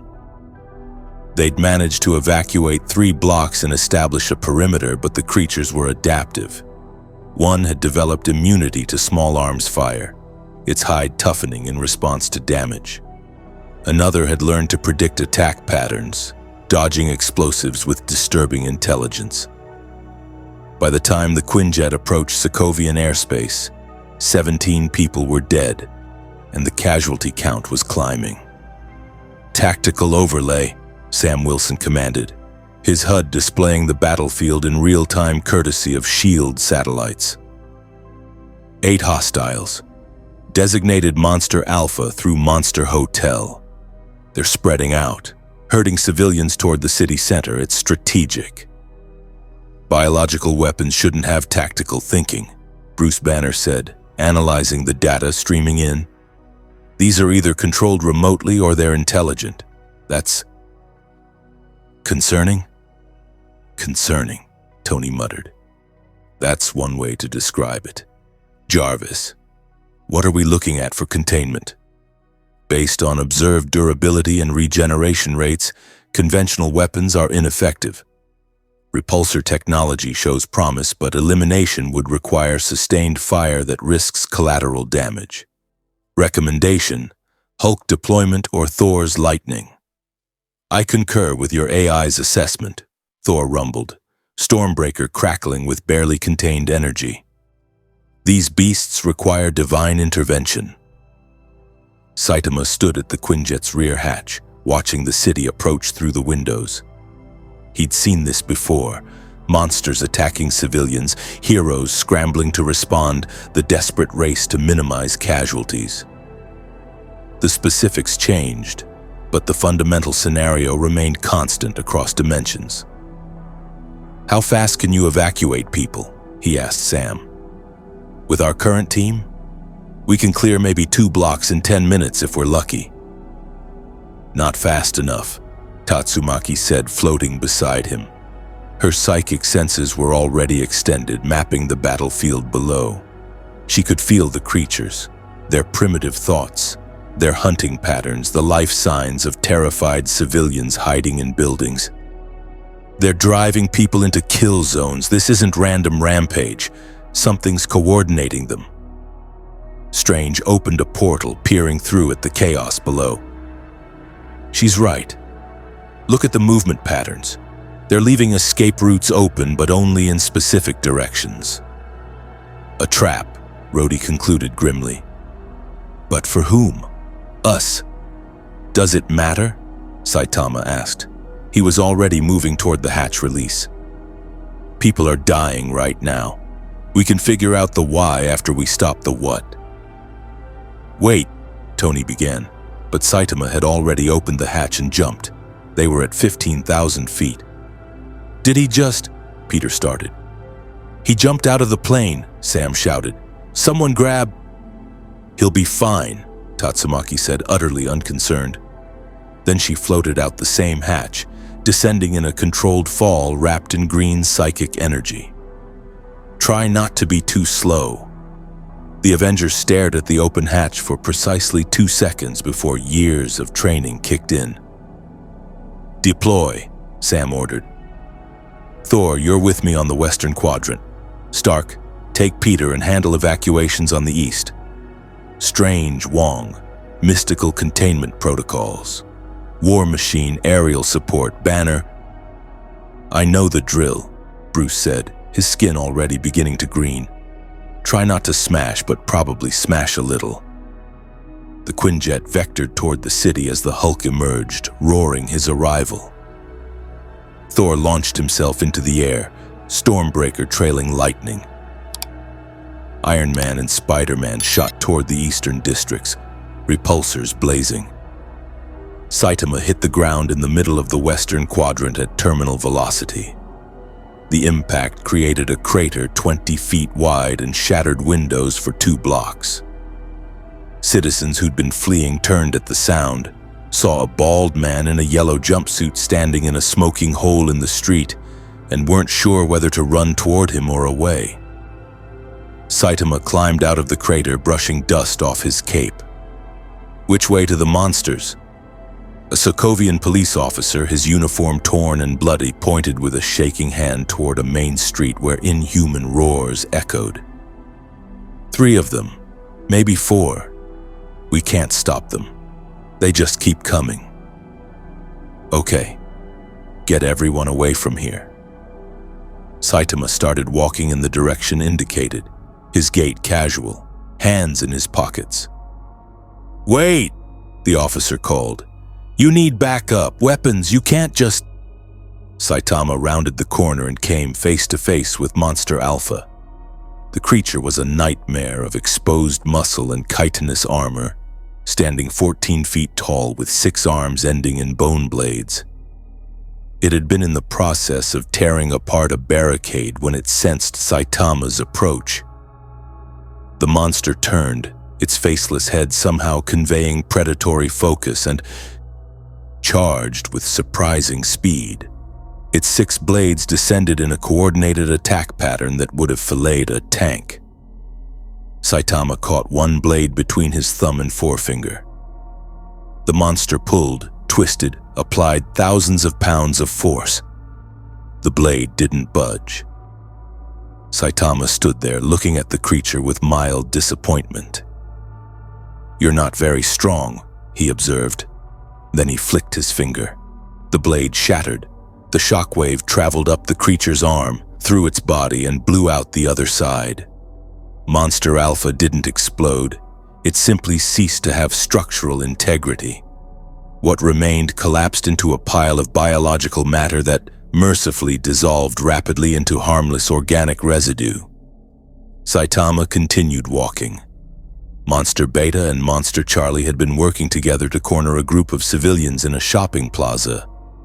The armored rhino creature and the serpentine hunter moved with practiced coordination, herding their prey toward a dead end. They died before they reached it. Tatsumaki descended from above like an emerald comet, psychic power flaring around her in visible waves of green light. She didn't even slow down. Her telekinesis seized both creatures simultaneously, thousands of tons of mutated flesh and bone, and compressed them into spheres the size of basketballs. The spheres dropped to the ground with wet thuds, then dissolved. "Pathetic," Tatsumaki muttered, landing gracefully in the plaza. She turned to the terrified civilians. "Move! That way! Quickly!" They ran. Thor arrived seconds later, lightning crackling around him, Stormbreaker raised for a killing blow. He looked at the dissolving remains, then at Tatsumaki, then back at the remains. "I see you have handled this area," he said, slightly deflated. "There are more," Tatsumaki said, pointing toward the city center. "5 more, plus whatever's controlling them. Go make yourself useful." Thor's eyes flashed with lightning, not anger at her dismissive tone, but excitement. "Ha! I like your spirit, small fierce one. Very well, I shall race you to the next beast. Loser buys drinks." He launched himself skyward with a thunderclap. "I'm not old enough to drink," Tatsumaki shouted after him, then paused. "Wait, am I? What's the drinking age here?" In the eastern quadrant, Spider-Man web slung between buildings, pulling civilians from collapsing structures, while Iron Man provided cover fire against Monster Delta, a creature with the ability to project acidic bile that ate through steel. "Mr. Stark, it's adapting," Peter called out, yanking a woman and her child out of a third-story window moments before the floor dissolved. "My spider sense says it's about to..." Monster Delta's mouth opened impossibly wide. Saitama's fist emerged from the other side of its head. The creature's entire upper body simply vanished, atomized by the punch that had traveled through dimensions of flesh without slowing. The lower body collapsed, already dissolving. Saitama stood there, having apparently run the distance from the western quadrant in the time it took Peter to finish his sentence. He wasn't even breathing hard. "Oh," Peter said quietly. That was really gross, but also really efficient." Tony landed beside them, faceplate retracting. "How did you were 3 blocks away 5 seconds ago." "I ran," Saitama said, as if that explained everything. "There are 4 more, right? Where?" "City center," Tony said, pulling up tactical overlays. "They're converging on weight, that's weird." "Jarvis, why are they all moving toward the same location?" "Unknown, sir, but the pattern suggests they're being recalled." "Someone's pulling them back," Bruce's voice came over comms, the Hulk's distinctive rumble underlying his words. "Hulk smashed 2 already. They run away from Hulk. Never happened before." Strange's mystical portals opened throughout the battlefield as Wong and he coordinated evacuations, pulling civilians directly to safety. Through one portal, Strange caught a glimpse of the city center, and what he saw made his blood run cold. "Everyone converge on the central plaza now. We have a situation." The Avengers and their unexpected allies all moved toward the plaza, some flying, some swinging, some running at speeds that defied physics, and one floating serenely while looking annoyed at the whole situation. The central plaza of Novigrad had once held a monument to Sokovia's independence. Now it held something else, a massive dimensional rift, swirling with sickly purple energy, and standing before it was a figure in dark robes covered in arcane symbols. The three surviving monsters, Monster Echo, a creature covered in eyes, Monster Foxtrot, something that seemed to phase in and out of reality, and Monster Golf, a hulking brute with stone-like hide, stood guard around the robed figure like obedient hounds. "Finally," the figure said, voice distorted by mystical enhancement. "The heroes arrive, and with you such interesting power signatures." The hood turned towards Saitama and Tatsumaki, especially you two. Extra-dimensional, unclassified, operating outside known parameters, perfect. "Who are you?" Strange demanded, already analyzing the dimensional rift. It was wrong. Not a natural tear, but a deliberate summoning, pulling something through from somewhere that made his mystical senses scream warnings. "A student of the darkest arts," the figure replied. "A seeker of power beyond your comprehension, and you," the hood fixed on Saitama and Tatsumaki, "are exactly the catalysts I need." Tatsumaki's eyes narrowed dangerously. "Catalysts?" The monsters were bait, weak, pathetic bait, but effective at drawing attention. "I needed to test your capabilities, understand your power levels, and now I see you're perfect. Strong enough to survive what comes next, weak enough that you don't realize the trap until it's sprung." "Weak?" Tatsumaki's voice dropped to a deadly whisper. "Oh, no," Tony muttered. "That was a mistake." The robed figure raised both hands, dark energy crackling between their fingers. The remaining three monsters suddenly swelled in size, their bodies warping as magical enhancement flooded them. Monster Golf grew to 30 feet tall, stonehide gleaming with mystical reinforcement. Monster Echo multiplied, each eye becoming a separate creature. Monster Foxtrot fully shifted into an ethereal state, becoming nearly invisible. "Kill the interdimensional threats," the sorcerer commanded. "Drain their essence, and with that power I shall tear open the barrier between worlds and summon the dark dimension's true masters." The enhanced monsters charged. Saitama sighed. "Why does everyone always make it complicated? They're just monsters. You punch them, they fall down." "These are magically enhanced," Strange warned. "They're no longer purely physical threats. Your normal attacks might—" Saitama punched Monster Golf. The creature's magically reinforced stone hide, enhanced durability, and mystical protections offered approximately the same resistance as tissue paper. The monster exploded into fragments that scattered across the plaza, each piece dissolving before it hit the ground. "Not work," Strange finished weakly. Monster Echo's dozens of eye creatures swarmed toward Tatsumaki, each one capable of firing energy beams that could pierce tank armor. They moved in perfect coordination, attacking from all angles simultaneously in a pattern that should have been unavoidable. Tatsumaki yawned, raised one hand, and all the eye creatures simply stopped. Frozen in midair by psychic force so absolute they couldn't even twitch. "Boring," she said and closed her fist. The eye creatures compressed into a single point, crushed by pressure that would have created diamonds from coal, and vanished in a flash of light. Monster Foxtrot, the ethereal phaser, watched this display and made a decision that spoke to its supernatural intelligence. It tried to flee. It made it approximately 6 inches before Thor's Stormbreaker, thrown with the full might of an Asgardian god, pierced its semi-substantial form and pinned it to a building. Lightning coursed through the weapon, burning away the mystical enhancements and reducing the creature to ash. "And that," Thor declared, recalling Stormbreaker to his hand, "is how you hunt monsters."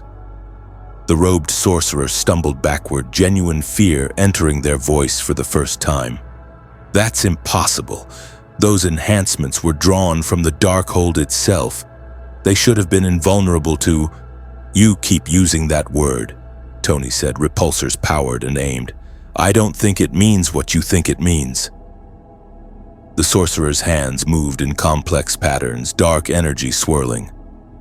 Then I'll simply have to harvest your power directly.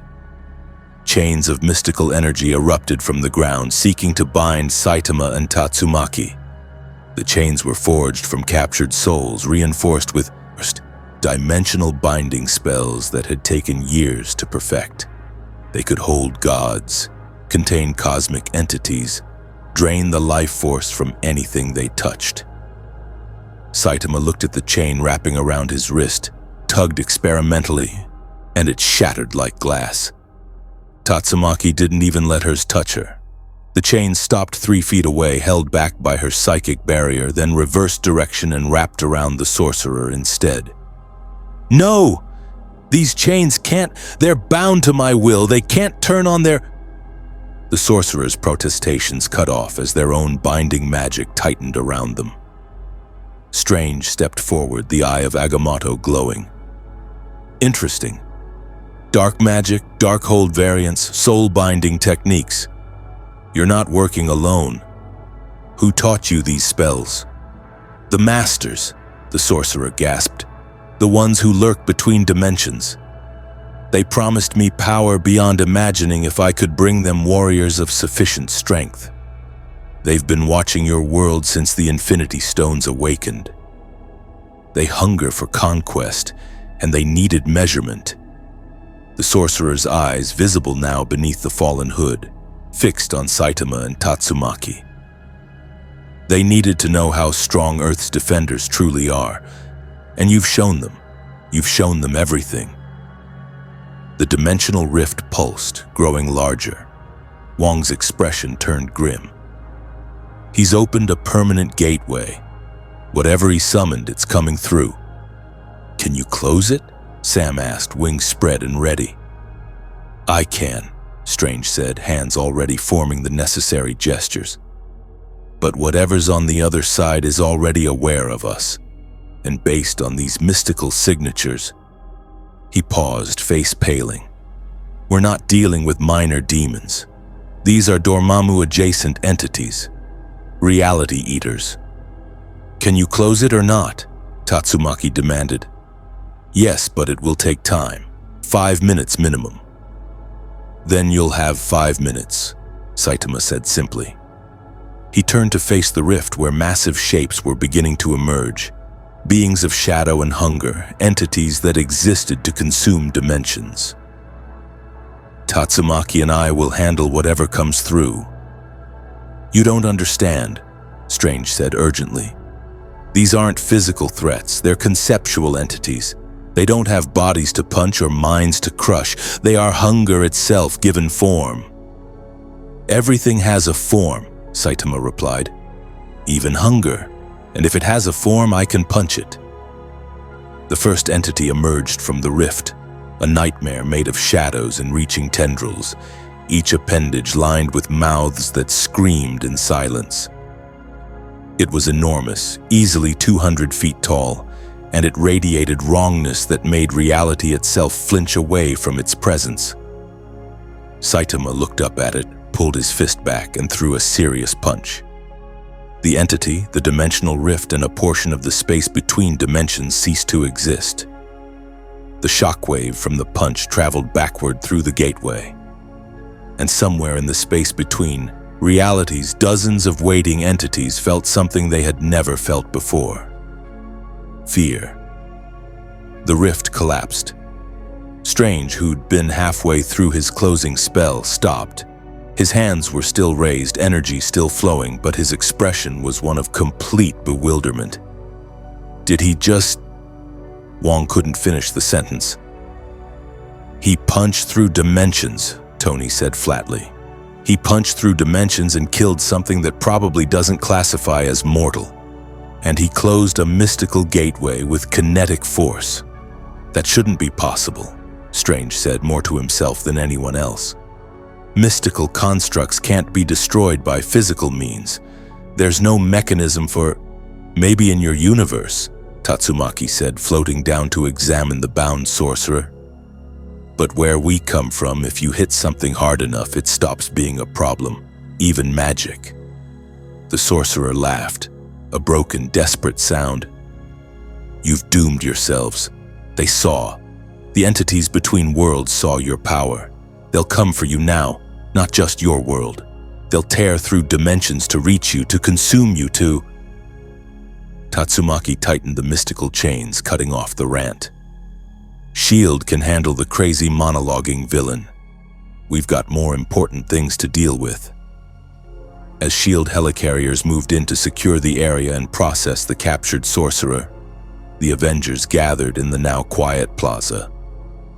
Around them, Sokovian citizens were emerging from shelters, police were establishing order, and medical teams were treating the wounded. 17 casualties. Given the monster's capabilities and the dimensional threat, it should have been hundreds, maybe thousands. Thor clapped Saitama on the shoulder again. You fight well, bald warrior. That punch, it reminded me of my father in his prime. It's Saitama, Saitama said, but with less irritation than before. Peter was documenting everything on his phone, already composing the report. Mr. Stark, how do I write this up? Subject punched interdimensional demon so hard reality broke? Just put interdimensional assets proved effective, Tony said tiredly. And Peter? Make sure that report is classified top secret. Because if word gets out that we have someone who can literally punch through dimensions, every cosmic threat in the galaxy will come looking for a challenge, Sam finished. Yeah, we got that part. But it was already too late. On a distant world, in a fortress that existed between moments of time, Kang the Conqueror watched recordings of the battle transmitted by his temporal sensors. He saw Saitama's punch through dimensions, saw Tatsumaki's casual dismissal of Darkhold magic, and smiled. Fascinating. The multiverse grows more interesting by the day. These variants from Timeline 4892 Omega show power scaling that defies standard classification. They would make excellent test subjects, or excellent obstacles. Either way, he turned to his temporal display showing branching timelines, converging toward a single point. They will serve their purpose when the convergence begins. And in the dark dimension itself, Dormammu stirred, its attention drawn by the death of its dimensional kin. The Ancient One had bargained to keep Earth safe from its hunger.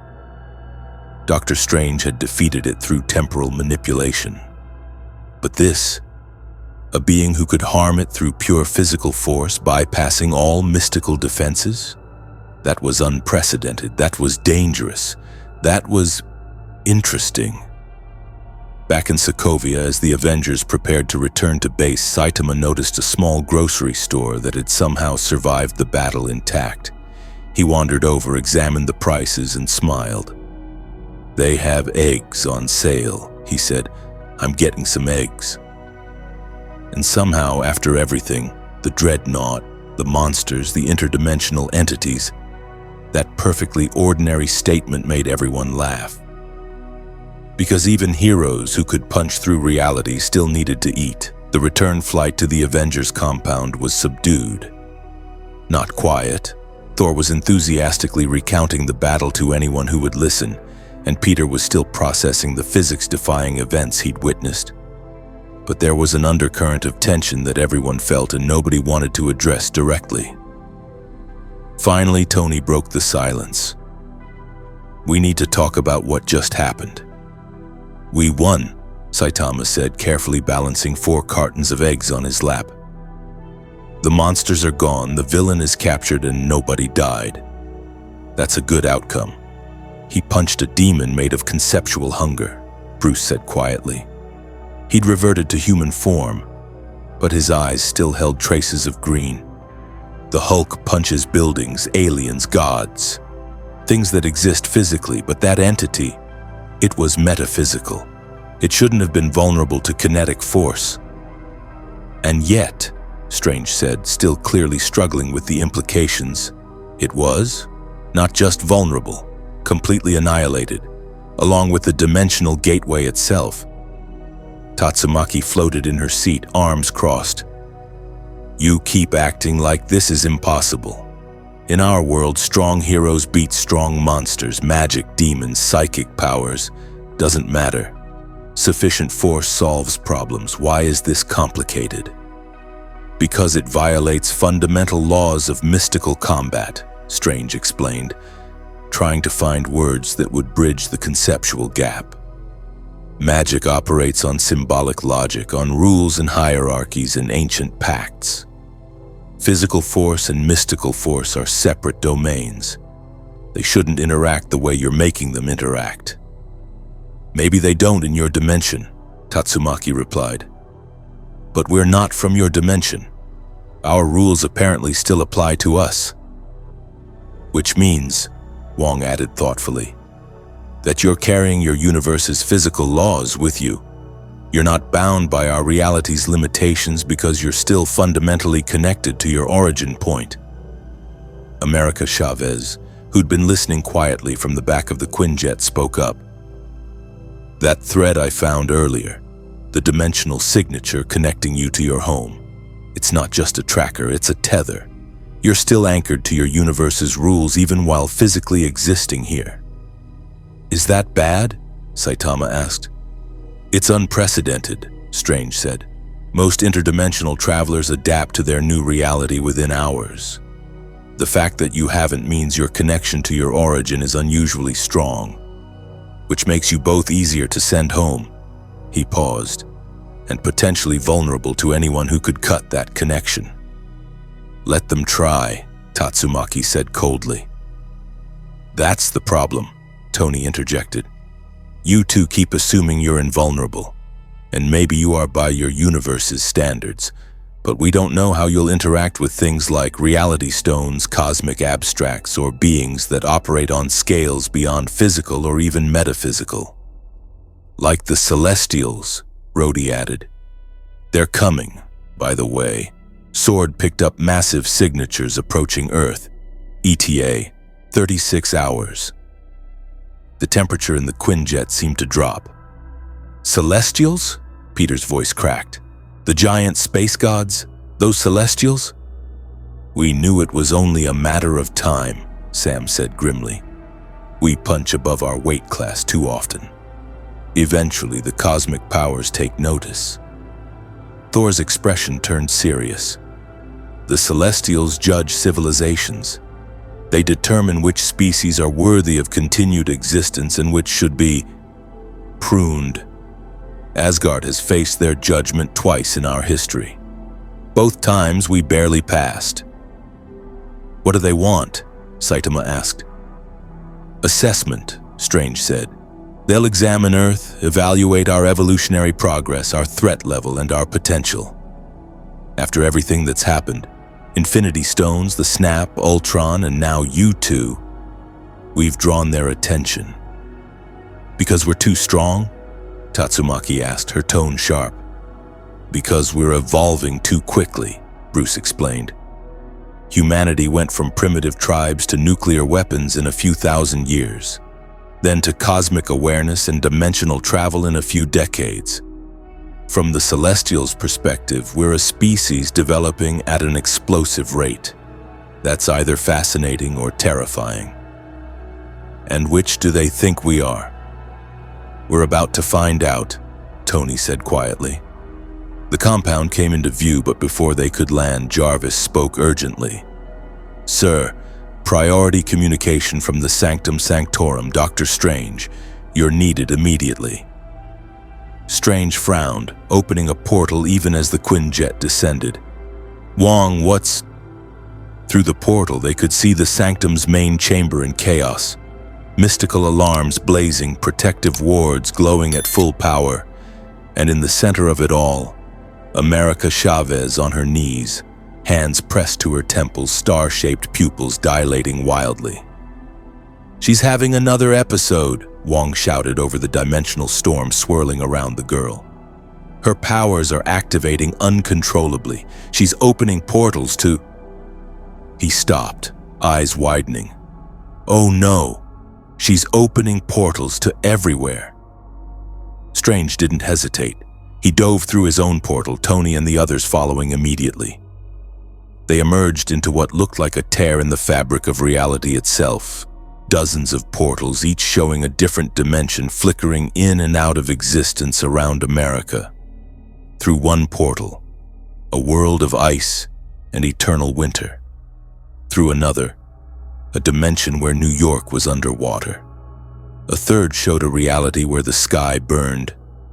A fourth revealed what looked like a paradise, until they noticed the bodies. "America!" Strange called out, but she couldn't hear him. She was lost in the storm of her own power, consciousness scattered across infinite realities. "What triggered this?" Bruce asked, already scanning with StarkTech sensors. "Unknown," Wong replied. She was meditating, trying to focus on finding Saitama and Tatsumaki's home dimension. Then, her powers simply exploded outward. Saitama and Tatsumaki stood at the edge of the chaos, watching portals open and close at random. Through one, they caught a glimpse of something that made them both freeze. A city, their city. City Z, unmistakable, with the Hero Association headquarters visible in the distance. "There," Tatsumaki pointed. "That's home!" But the portal flickered and vanished before they could move toward it. "She can find it," America gasped, her voice echoing strangely as if coming from multiple realities at once. "Your dimension, I can feel it now. It's calling to you. But there's something wrong. The connection is fraying. If I don't anchor it soon, you might lose your link to home permanently." "Then anchor it," Tatsumaki demanded. "I'm trying."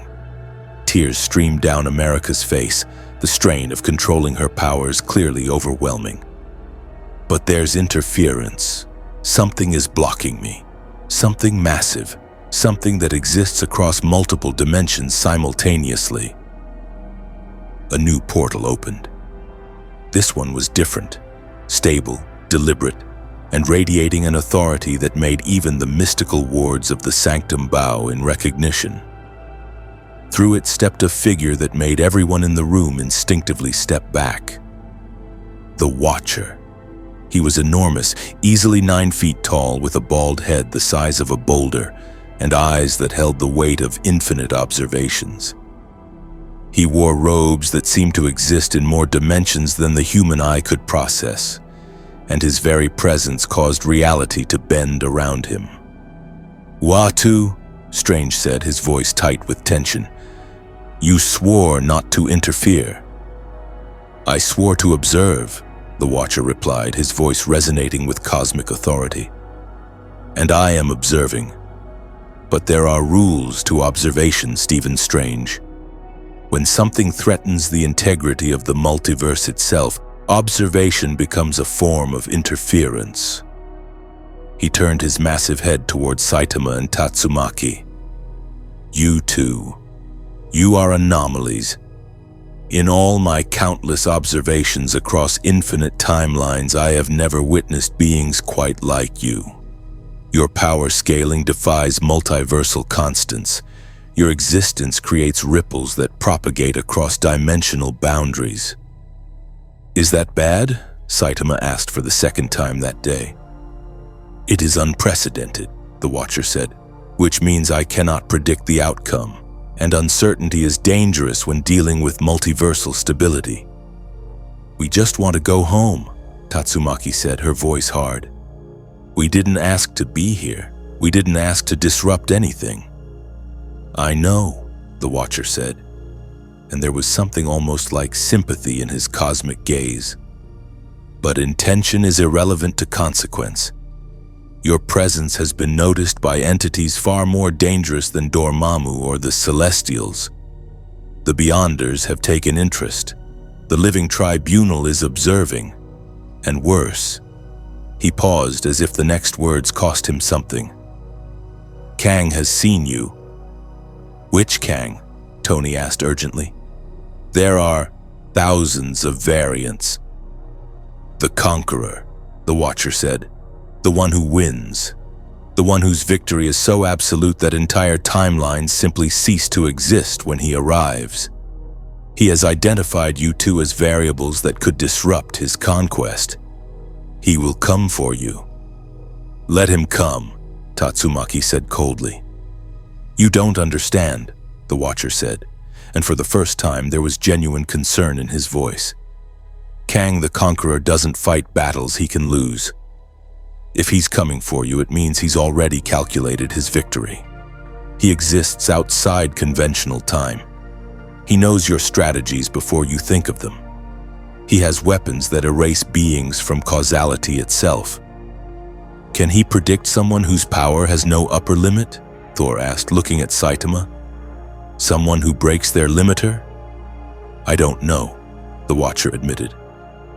"That's what makes this so dangerous. You represent a variable that shouldn't exist, a being whose power scaling violates multiversal constants. Kang cannot properly calculate you, which means his normal strategy of know the outcome before the battle begins is compromised. Then he has a weakness," Strange said thoughtfully. "Or he becomes desperate," the Watcher countered, "and desperate Kangs are the most dangerous.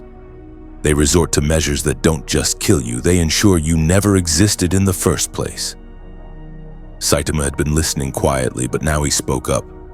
"So this Kang person is coming to fight us because we're unpredictable. He's coming to eliminate you because you threaten his conquest of the multiverse." "Well, that's not going to work," Saitama said simply. "Because we're heroes. We don't let bad guys win."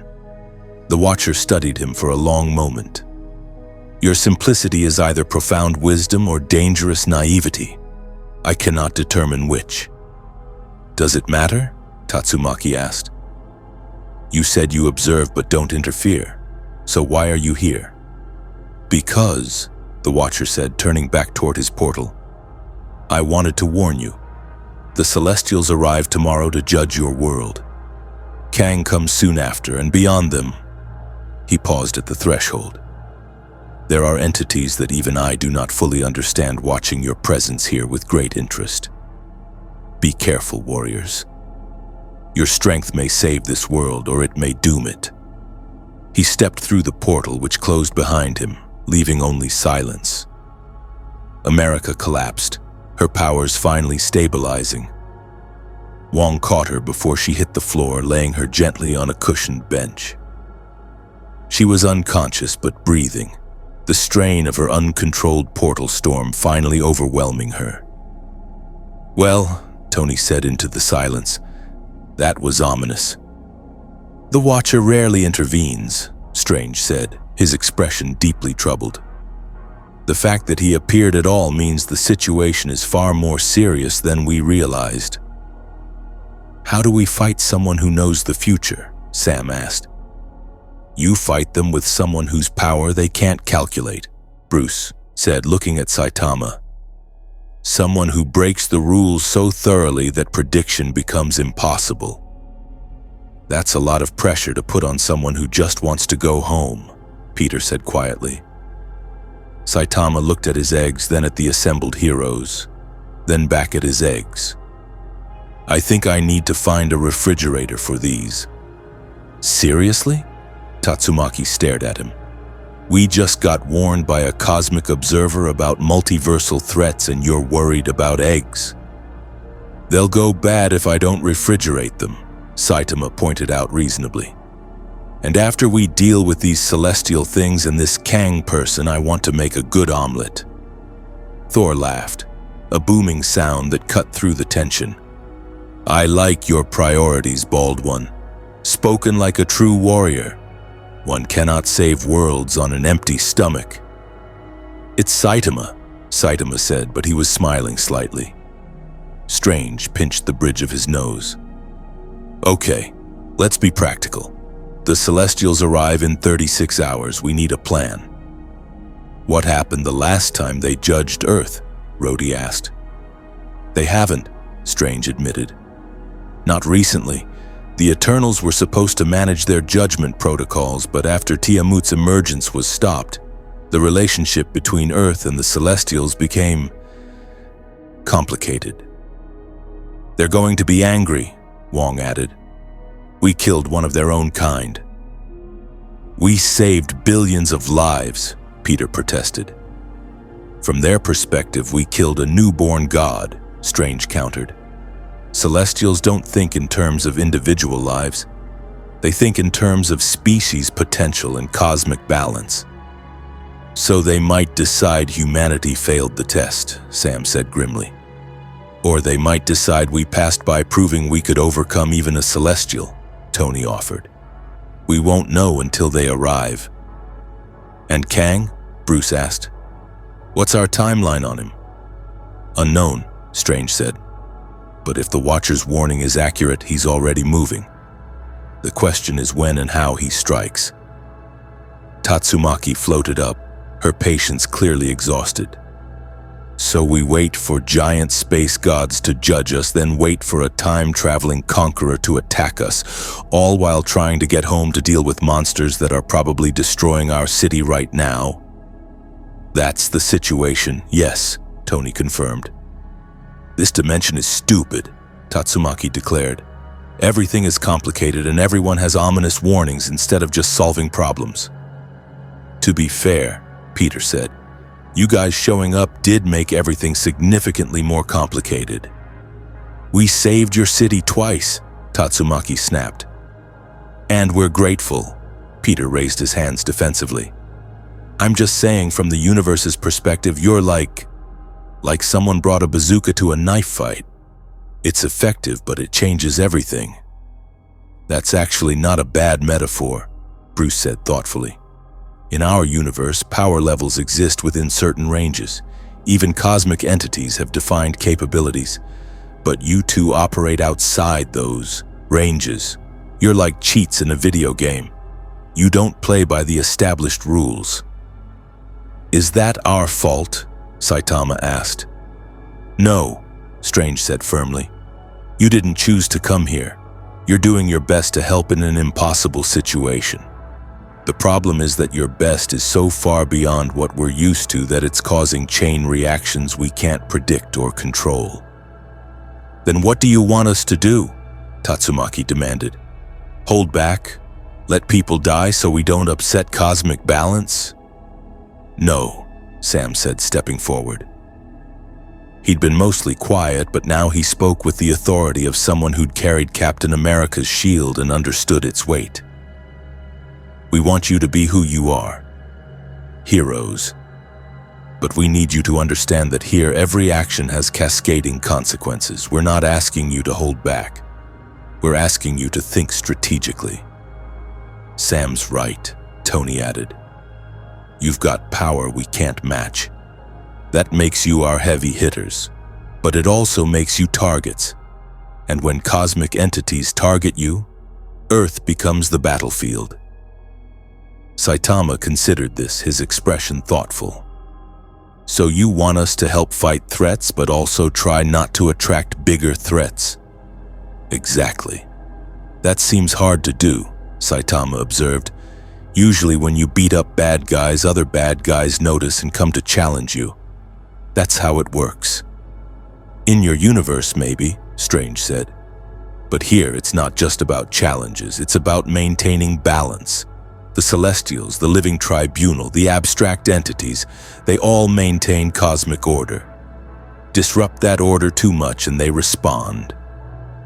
By trying to eliminate the disruption, Bruce finished, which would be you. Tatsumaki's eyes flashed dangerously. Let them try. That's exactly the attitude that will get Earth destroyed, Wong said urgently. If you fight the Celestials, if you somehow manage to harm them, it will bring down consequences that could erase our entire reality. Then what do you want? Tatsumaki demanded. You want us to just submit to being judged by things that think they're gods? I want, Strange said carefully, for us to find a diplomatic solution that doesn't involve punching cosmic arbiters of universal law. Diplomatic solution, Saitama repeated. So, like, we talk to them? If they're willing to talk, yes. Okay, Saitama said, I can do talking. Everyone stared at him. You can? Tony asked skeptically. Sure, I talk to people all the time. Usually they're trying to kill me while I talk, but I still talk. That's not exactly what we meant by diplomacy, Sam said. But it might work, Thor interjected. The Celestials respect strength. If they see warriors who could potentially match them but choose dialogue instead, it might intrigue them enough to listen. It's a long shot, Strange said. It's the only shot that doesn't end with Earth as a battlefield between cosmic entities, Tony countered. America stirred on the bench, her eyes fluttering open. Did I open portals everywhere? You did, Wong confirmed gently. But you also found their home dimension. You made contact. It was there, America said weakly. Their world. But there was something else too. Something watching through the portals. Something old and angry and... She looked at Saitama and Tatsumaki with frightened eyes. Something that really doesn't want you to go home. What? Tatsumaki moved closer.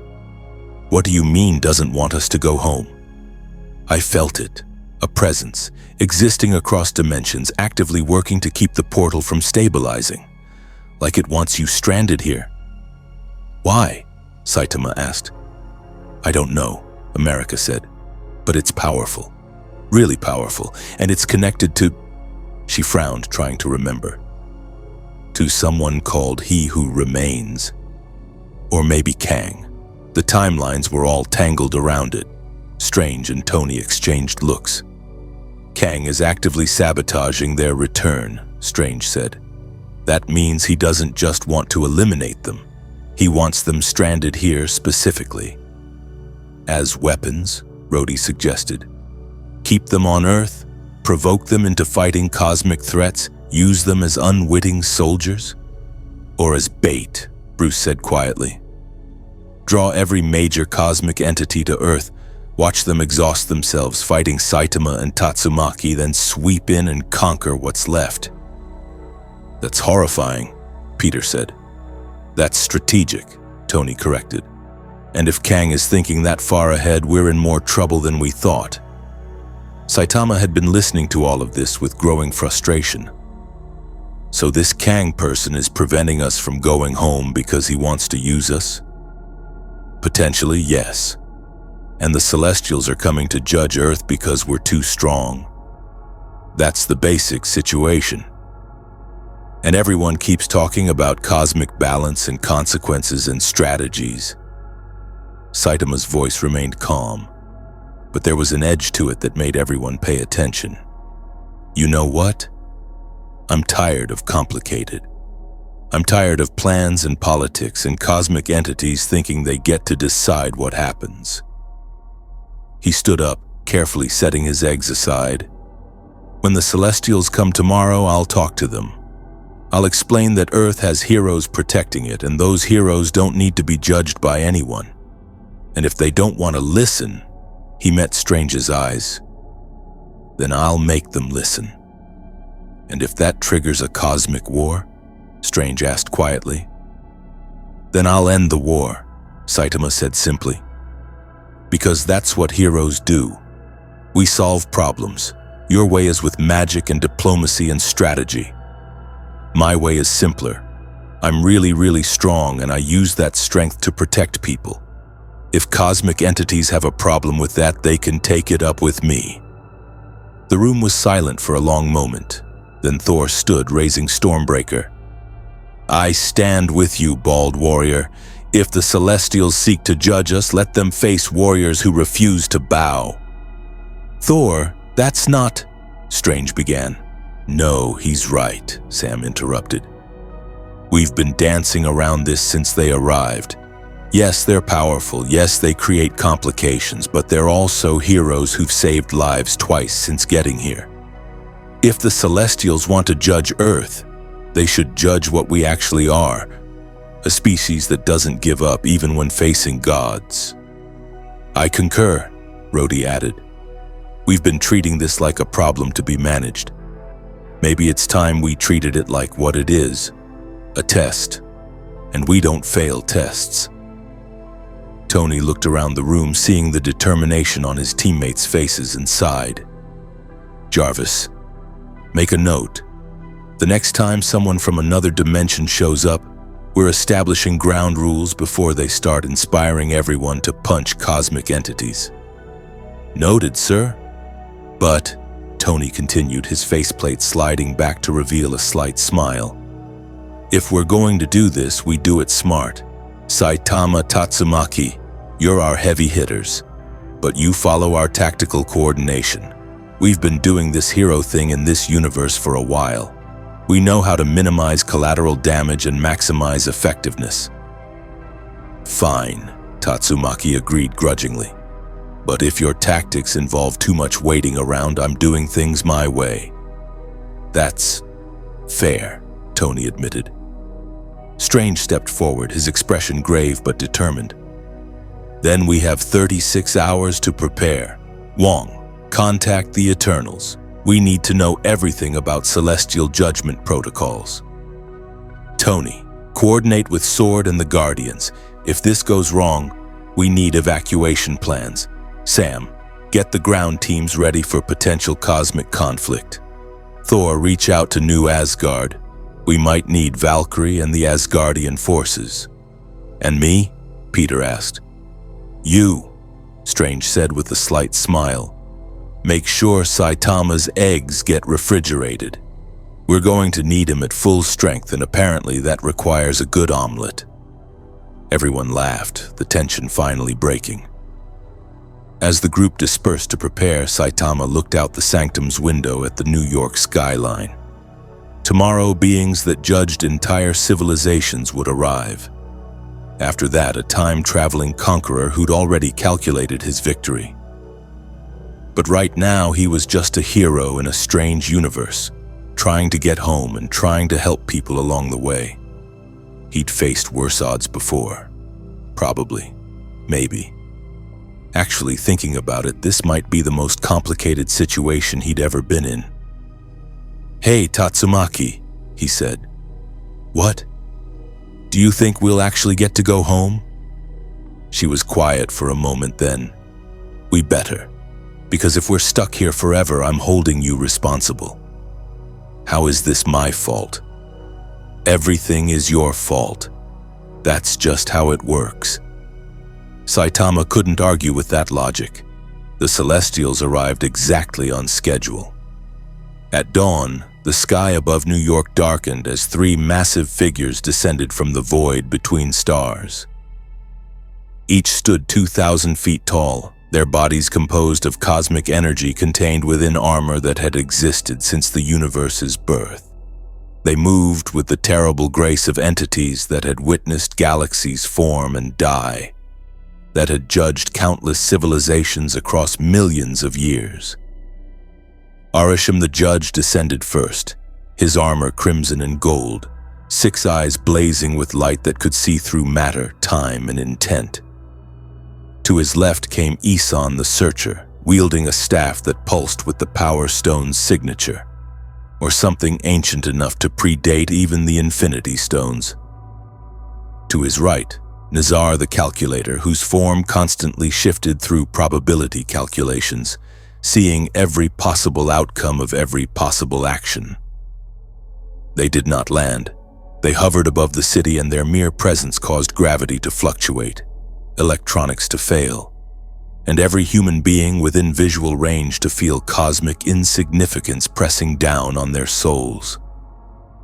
Humanity of Earth, Arishem's voice resonated not through sound but directly into the consciousness of every living being on the planet. We come to render judgment. You have killed our brother Tiamut. You have disrupted the sacred emergence. You have demonstrated capacity for cosmic-level interference. We will determine if your species deserves continued existence or if you have become a cancer that must be excised from the universal design.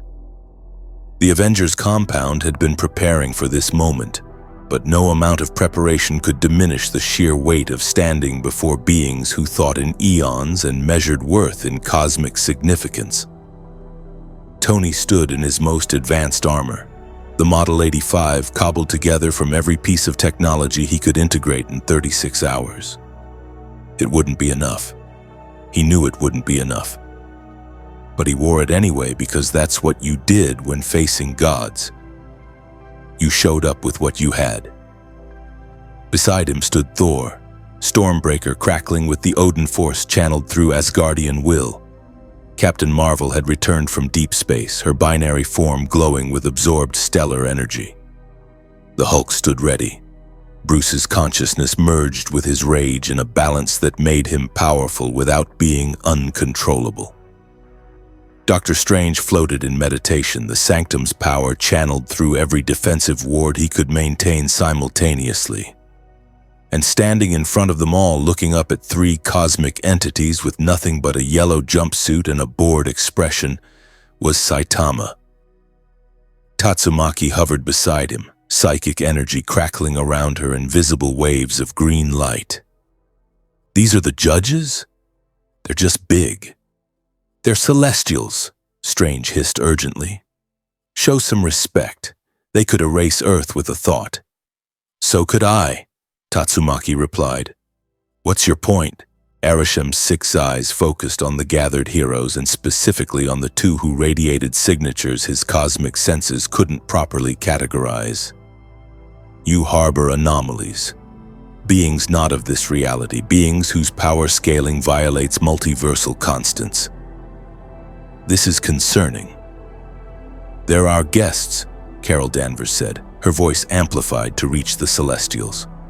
Refugees from another dimension here by accident. They've been helping us defend Earth. Their presence has drawn our attention, Arishem continued as if she hadn't spoken. Their actions have created ripples across dimensional barriers. They represent variables we cannot account for in our cosmic calculations. Nizar, the calculator's form, flickered through millions of probability matrices.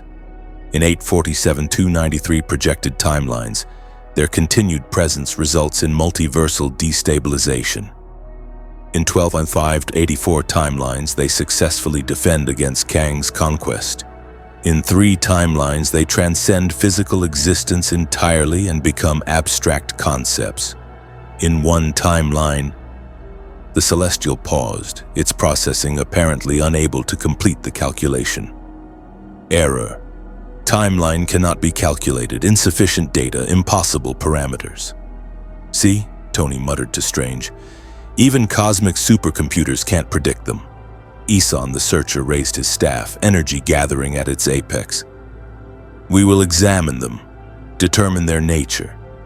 If they pose threat to cosmic order, they will be neutralized.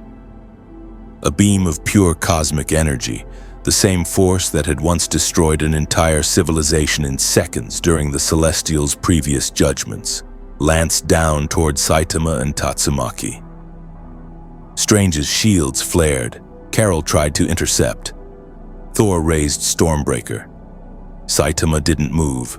The beam hit him directly. Cosmic energy designed to deconstruct matter at the atomic level, to separate essence from form, to reduce targets to their component elements for analysis. It splashed off Saitama like water off a raincoat. That tickled, Saitama said, brushing at his shoulder where some residual energy clung like static. Is that it? The Celestials stopped. For the first time in their billions of years of existence, all 3 paused in genuine confusion. Their cosmic senses, which could analyze planets and predict civilizational development, returned incomprehensible data. Target male humanoid. Composition, standard carbon-based biology. Power source, cannot be determined. Durability, exceeds calculable parameters. Threat level, error, cannot be quantified. Impossible, Isan said. and there was something almost like wonder in the cosmic entity's voice. Nothing resists direct celestial examination. This violates fundamental laws. He's from another universe, Strange said quickly, seeing an opening. His physical laws don't conform to ours. Examining him with your standard methods won't work because he's literally not compatible with your analytical framework. Erisham turned his six-eyed gaze on Strange. You speak truth, Sorcerer Supreme, but this presents an even greater problem. If we cannot measure his threat level, we cannot determine if he represents danger to cosmic order. Therefore, we must apply the precautionary principle. Which means, Carol asked, though she already knew the answer, elimination of unknown variable to ensure multiversal stability. Thor stepped forward, lightning cascading down his armor. The warrior Saitama is under Asgardian protection. To strike him is to declare war on the throne of Asgard. Your protection is meaningless, Nazar stated flatly. Asgard is a speck. Your power is finite. We are eternal. So am I, Thor growled. But I still bleed, do you? Before the confrontation could escalate, Saitama spoke up. Can I say something? The Celestials turned their attention to him, and the weight of their cosmic focus was enough to make reality itself bend. You're here to judge Earth, right? Saitama continued, seemingly unaffected by their attention. To see if humans are worth keeping around? Correct, Erisham confirmed. Okay, so judge them. Saitama gestured at the assembled heroes. These people are amazing. They fight threats way bigger than they should be able to handle. They protect each other. They don't give up even when things look impossible. They've saved their planet like 5 times from what I understand. That seems like a species worth keeping. You speak of their accomplishments, Erisham said. But accomplishment without wisdom is dangerous. They killed our brother Tiamut. They disrupted a cosmic process billions of years in motion. They play with forces they do not understand. Because they had to, Saitama replied simply. From what I heard, that Tiamut thing would have destroyed everyone on Earth, so they stopped it. That's what heroes do, protect people, even if it means making cosmic entities angry. Cosmic order must be maintained, Eason declared. Individual survival is irrelevant when measured against universal balance. That's stupid, Saitama said. The temperature dropped. Gravity fluctuated wildly. Every superhero present felt their danger senses scream. You dare, Erisham began. Yeah, I dare, Saitama interrupted, and there was something in his voice now, not anger, but absolute conviction. I've heard this speech before. Different beings, different universes, but the same basic idea. We're cosmic and eternal, so we get to decide who lives and dies for the greater good. But you know what? The greater good is made up of individuals, real people with real lives. And protecting those people is more important than whatever balance you think you're maintaining. You speak from ignorance, Nazar said.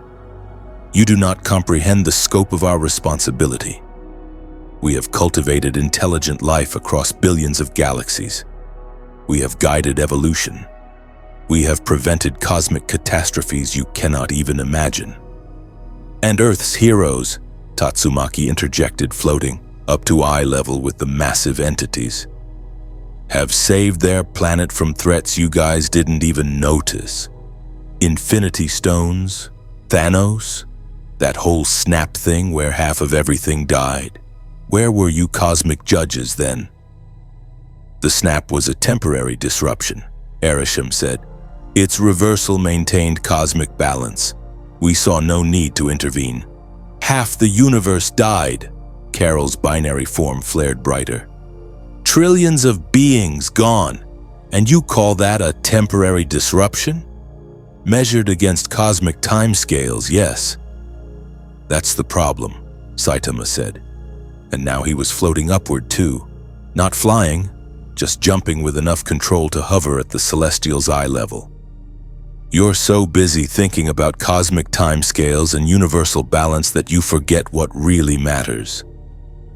People matter, individual lives matter, and any cosmic order that requires sacrificing good people to maintain itself is a bad system.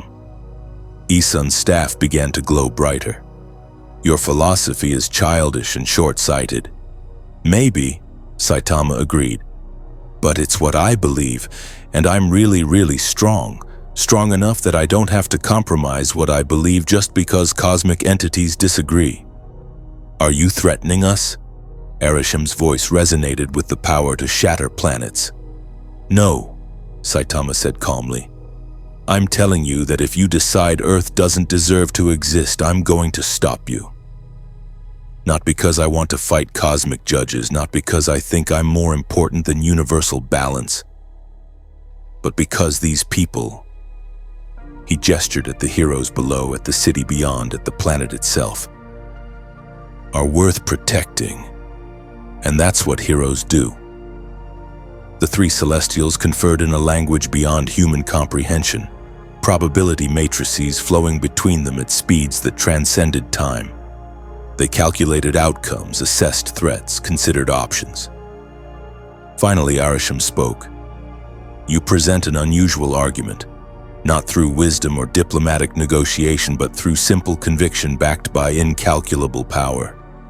This is noteworthy.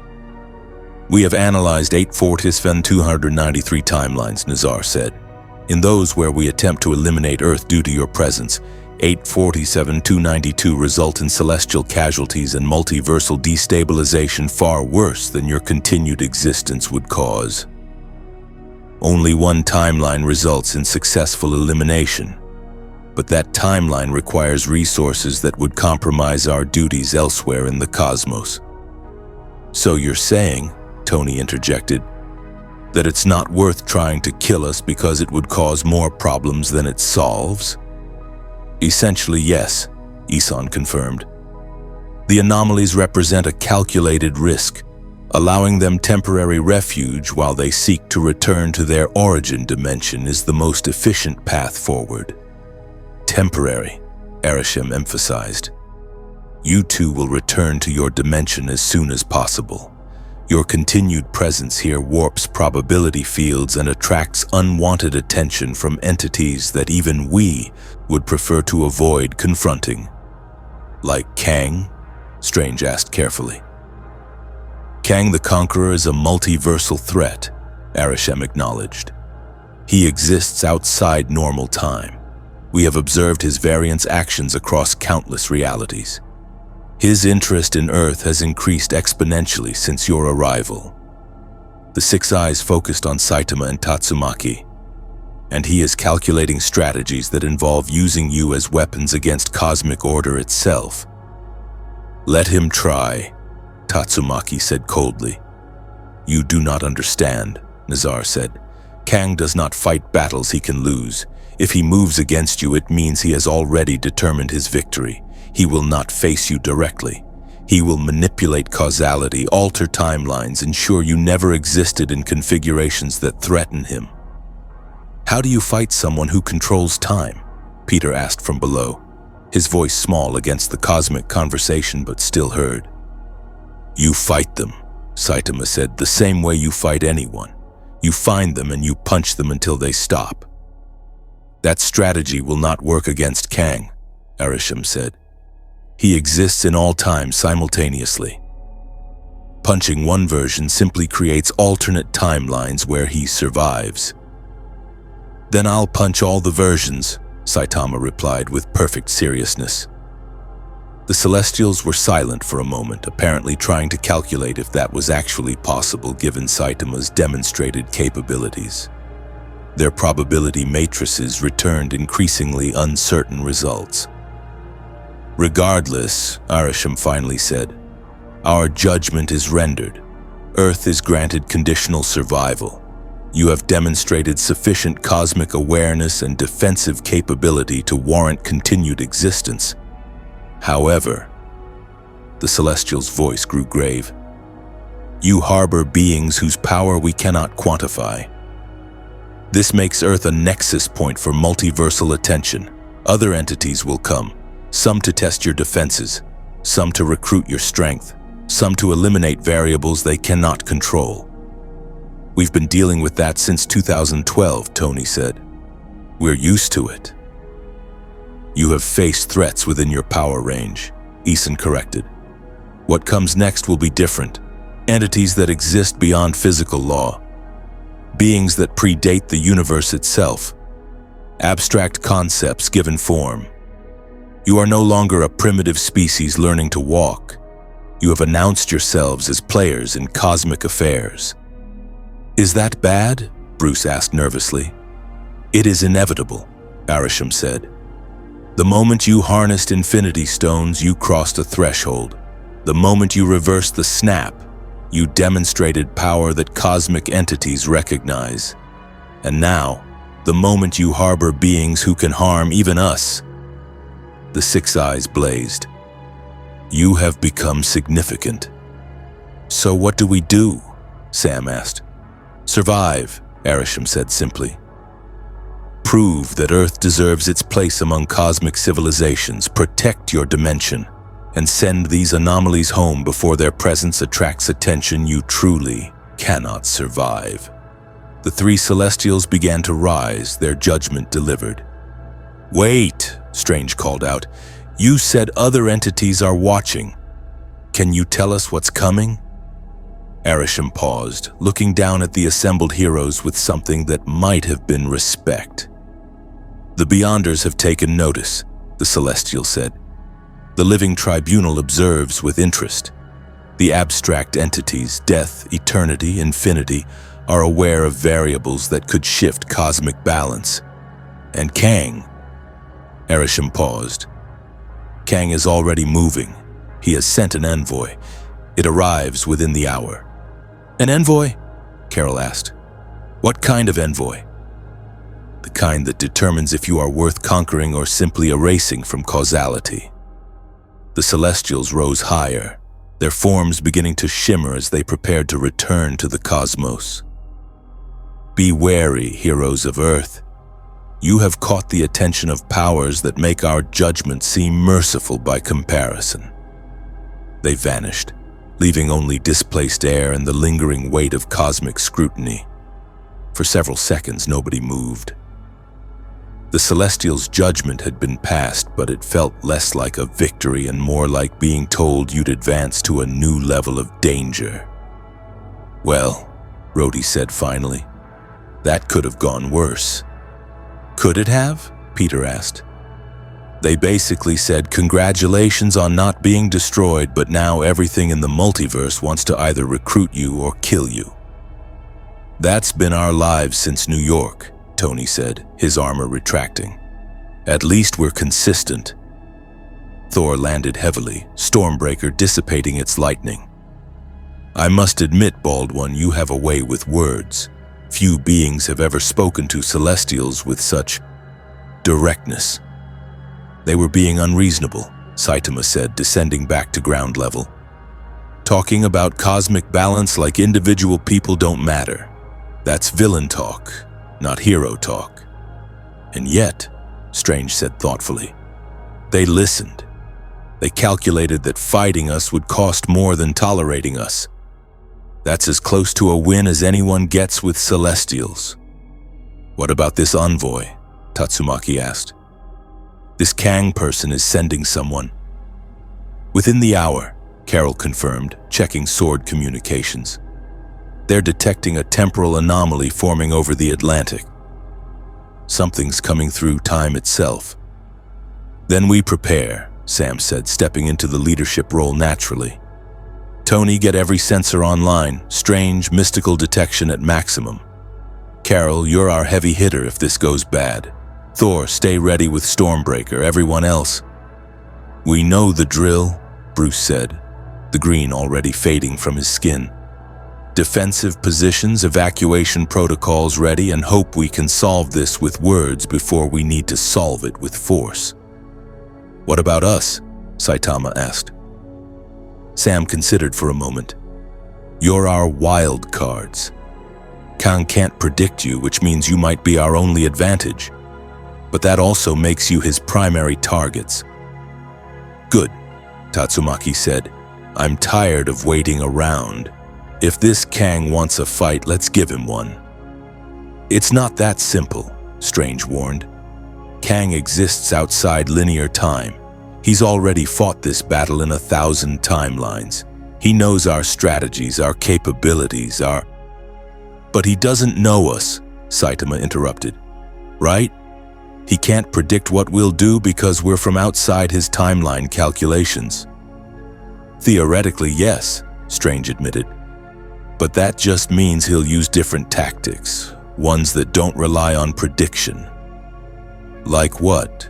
Peter asked. Like erasing you from causality, Wong said grimly.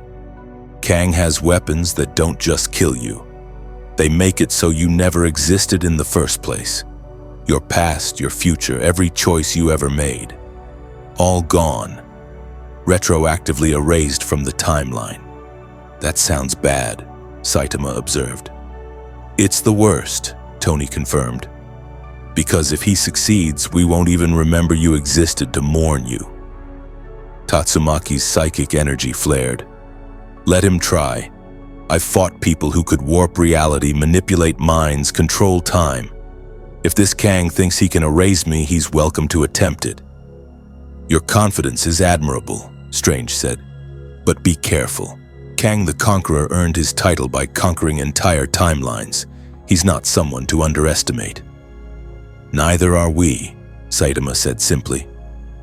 Jarvis spoke suddenly, his voice urgent. Sir, temporal anomaly detected. Atlantic Ocean, 47 kilometers off the coast. A structure is materializing from non-linear time. Tony's holographic displays activated, showing a massive fortress emerging from temporal flux. It was enormous, easily the size of Manhattan, built from materials that existed in multiple time periods simultaneously. Ancient stone and futuristic metal, primitive weapons and reality warping technology, all coexisting in defiance of causality. And at its apex, a single figure in purple and blue armor, watching them across the distance with eyes that had seen civilizations rise and fall across infinite timelines. That's Kang's temporal fortress, Carol said, her binary form igniting. I've seen it in other realities. It's bad news. How bad? Rhodey asked. It carries weapons that killed versions of me in 17 alternate timelines, Carol said flatly. That bad. A beam of energy, not destructive but communicative, lanced down from the fortress and projected a hologram in front of the assembled heroes. The figure that appeared was imposing. Armor that cycled through technological eras, a face that held absolute certainty, and eyes that looked at them not as threats but as variables to be accounted for. Avengers, Kang the Conqueror said, his voice resonating with the authority of someone who had won before this battle even began. I come not as an enemy, but as an inevitability. I am Kang.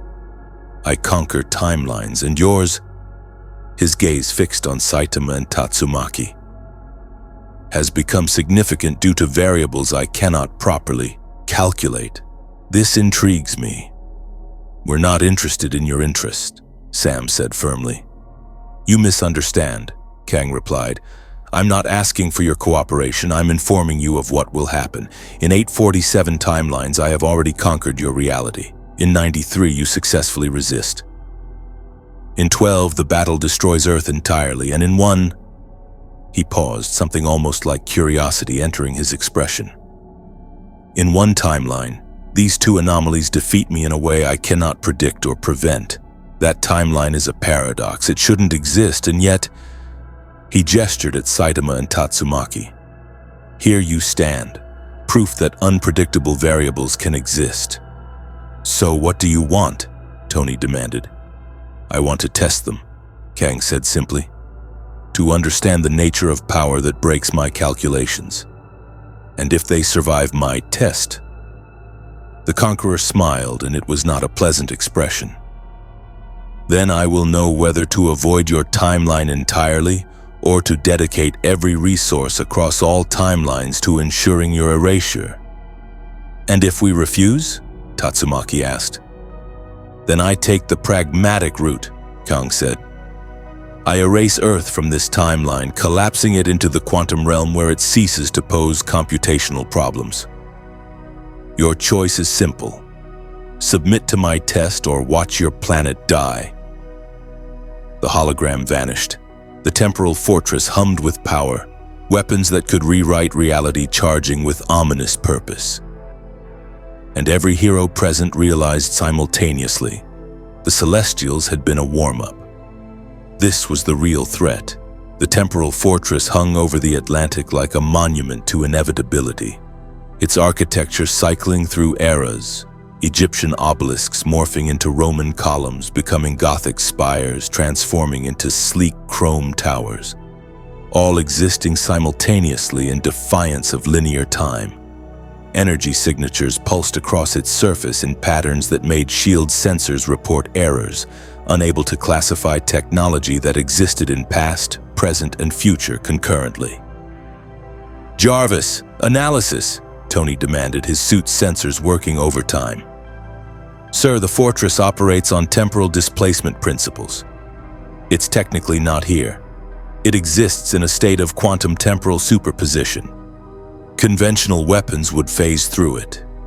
We'd need to synchronize our attack with its temporal frequency to do something impossible that requires technology we don't have," Tony finished. "Got it." Strange was already deep in mystical calculation, the eye of Agamotto glowing even without the time stone.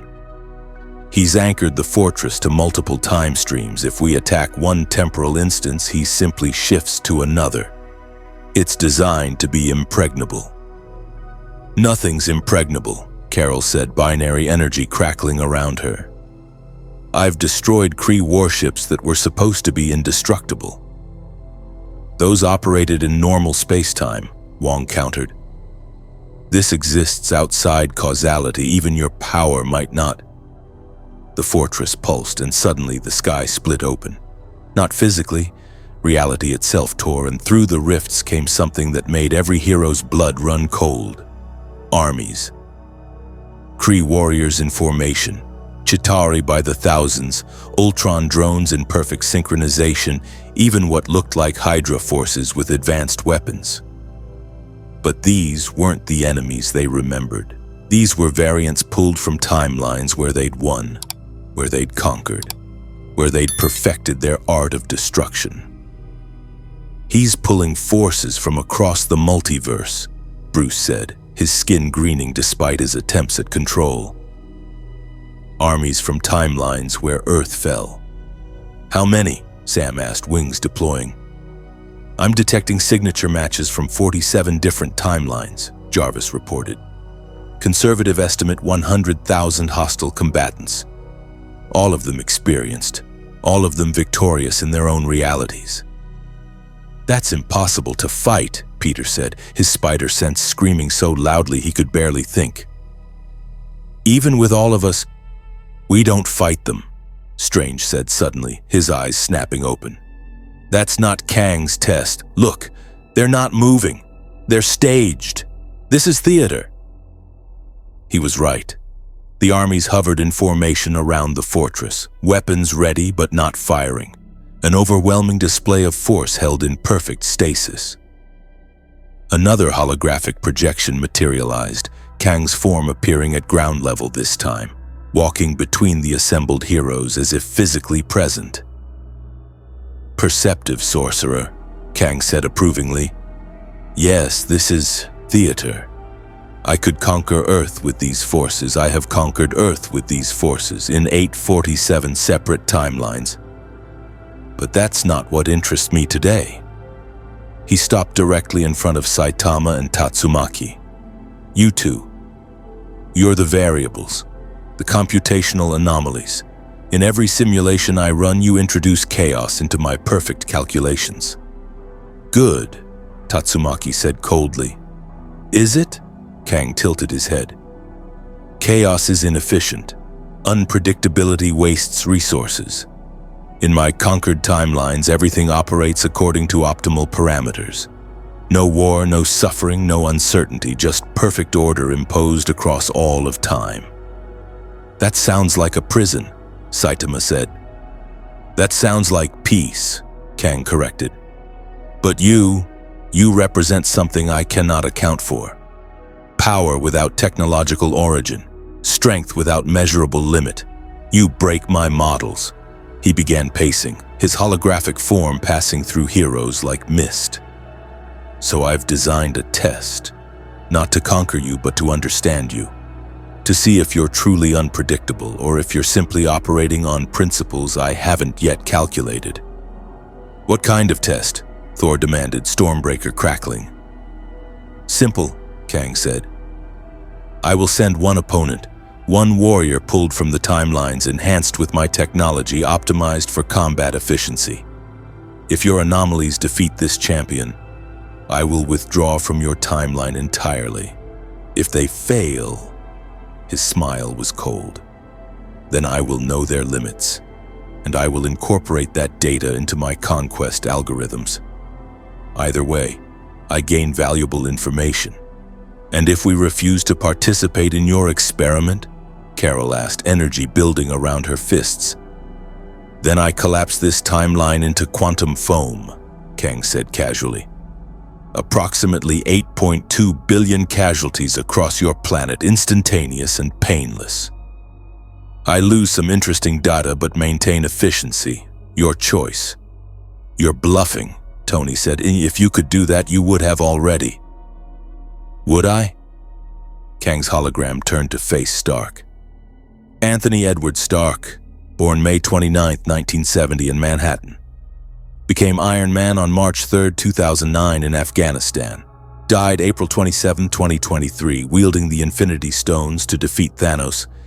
Except in this timeline, you survived due to... He paused, consulting data only he could see. Interesting. The timeline divergence is recent. Very recent. Someone altered your fate. Tony's faceplate retracted, his expression hard. Stay out of my timeline. I'm already in every timeline, Stark. That's what being Kang means. The Conqueror's attention shifted. Samuel Thomas Wilson inherited the shield July 15, 2024. Peter Benjamin Parker, bitten by radioactive spider September 1, 2016. Carol Susan Jane Danvers, Kree-human hybrid created 1989. Enough! Sam's voice cut through the recitation. We get it. You know everything. You've seen every timeline, you're very impressive. But you're still just one person making threats. We've faced down gods, titans, and cosmic entities. We're not intimidated by a time-traveling dictator. Dictator? Kang laughed. I'm a liberator. In my timelines, I've eliminated poverty, disease, conflict. Every being lives optimally, their potential fully realized under my guidance. Without choice, Strange said quietly. Without freedom, that's not liberation, that's tyranny wrapped in efficiency. Semantics, Kang dismissed. But we digress. My test stands. One champion, your anomalies. If they win, I leave. If they lose, I gain data and then I leave. Either outcome serves my purposes. What champion? Tatsumaki demanded. Kang's smile widened. One pulled from a timeline where Earth's defenders failed, where heroes fell, where evolution took a different path. He gestured and a new rift opened in the sky. I call him the Apex. He is what humanity could become with proper optimization and temporal enhancement. He has fought and defeated versions of every hero present across multiple timelines. His victory rate approaches 97.3%. Through the rift descended a figure that made every combat-trained hero instinctively step back. He looked almost human, tall, muscular, dressed in adaptive armor that shifted between technological configurations. But his eyes held something wrong, something predatory and cold. This was humanity perfected for one purpose: efficient destruction. The apex landed with enough force to crack the compound's reinforced concrete, straightened, and assessed the assembled heroes with tactical precision. When his gaze fell on Saitama and Tatsumaki, he paused. "Temporal anomalies detected," the apex said, his voice emotionless and precise. "Power scaling, incalculable. Threat assessment maximum. Recommendation immediate elimination." "That's the spirit," Kang said approvingly. "Apex, these two are your targets. Eliminate them or force submission.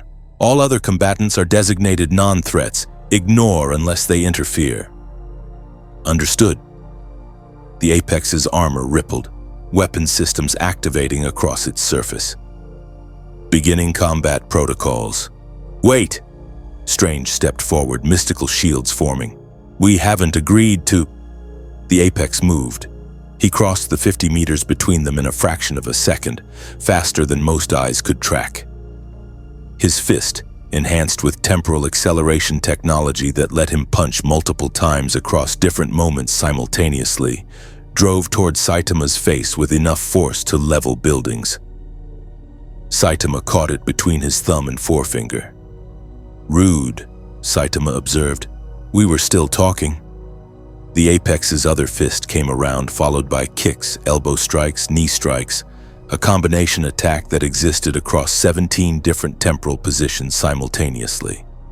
Each strike carried enough power to shatter titanium, enhanced by technology from futures where humanity had perfected combat efficiency. Saitama blocked each one casually, not even moving his feet. "Are you done?" The apex backflipped, pecs, away, his armor's analysis running constant calculations. Target displays defensive capability exceeding projected parameters. Adjusting combat algorithm, implementing protocol Gamma. His armor reconfigured, weapons emerging, energy weapons pulled from Kree technology. Kinetic accelerators based on Wakandan designs, neural disruptors derived from Hydra research. Every weapon represented the pinnacle of warfare from some conquered timeline. He fired everything simultaneously. Tatsumaki raised one hand and every projectile, bullets, energy beams, missiles, neural pulses stopped in midair. She looked bored. "Is this supposed to be impressive?" "Secondary target demonstrates Class 5 psychic capability," the apex reported clinically. "Adjusting strategy. Temporal displacement protocol activated." He vanished.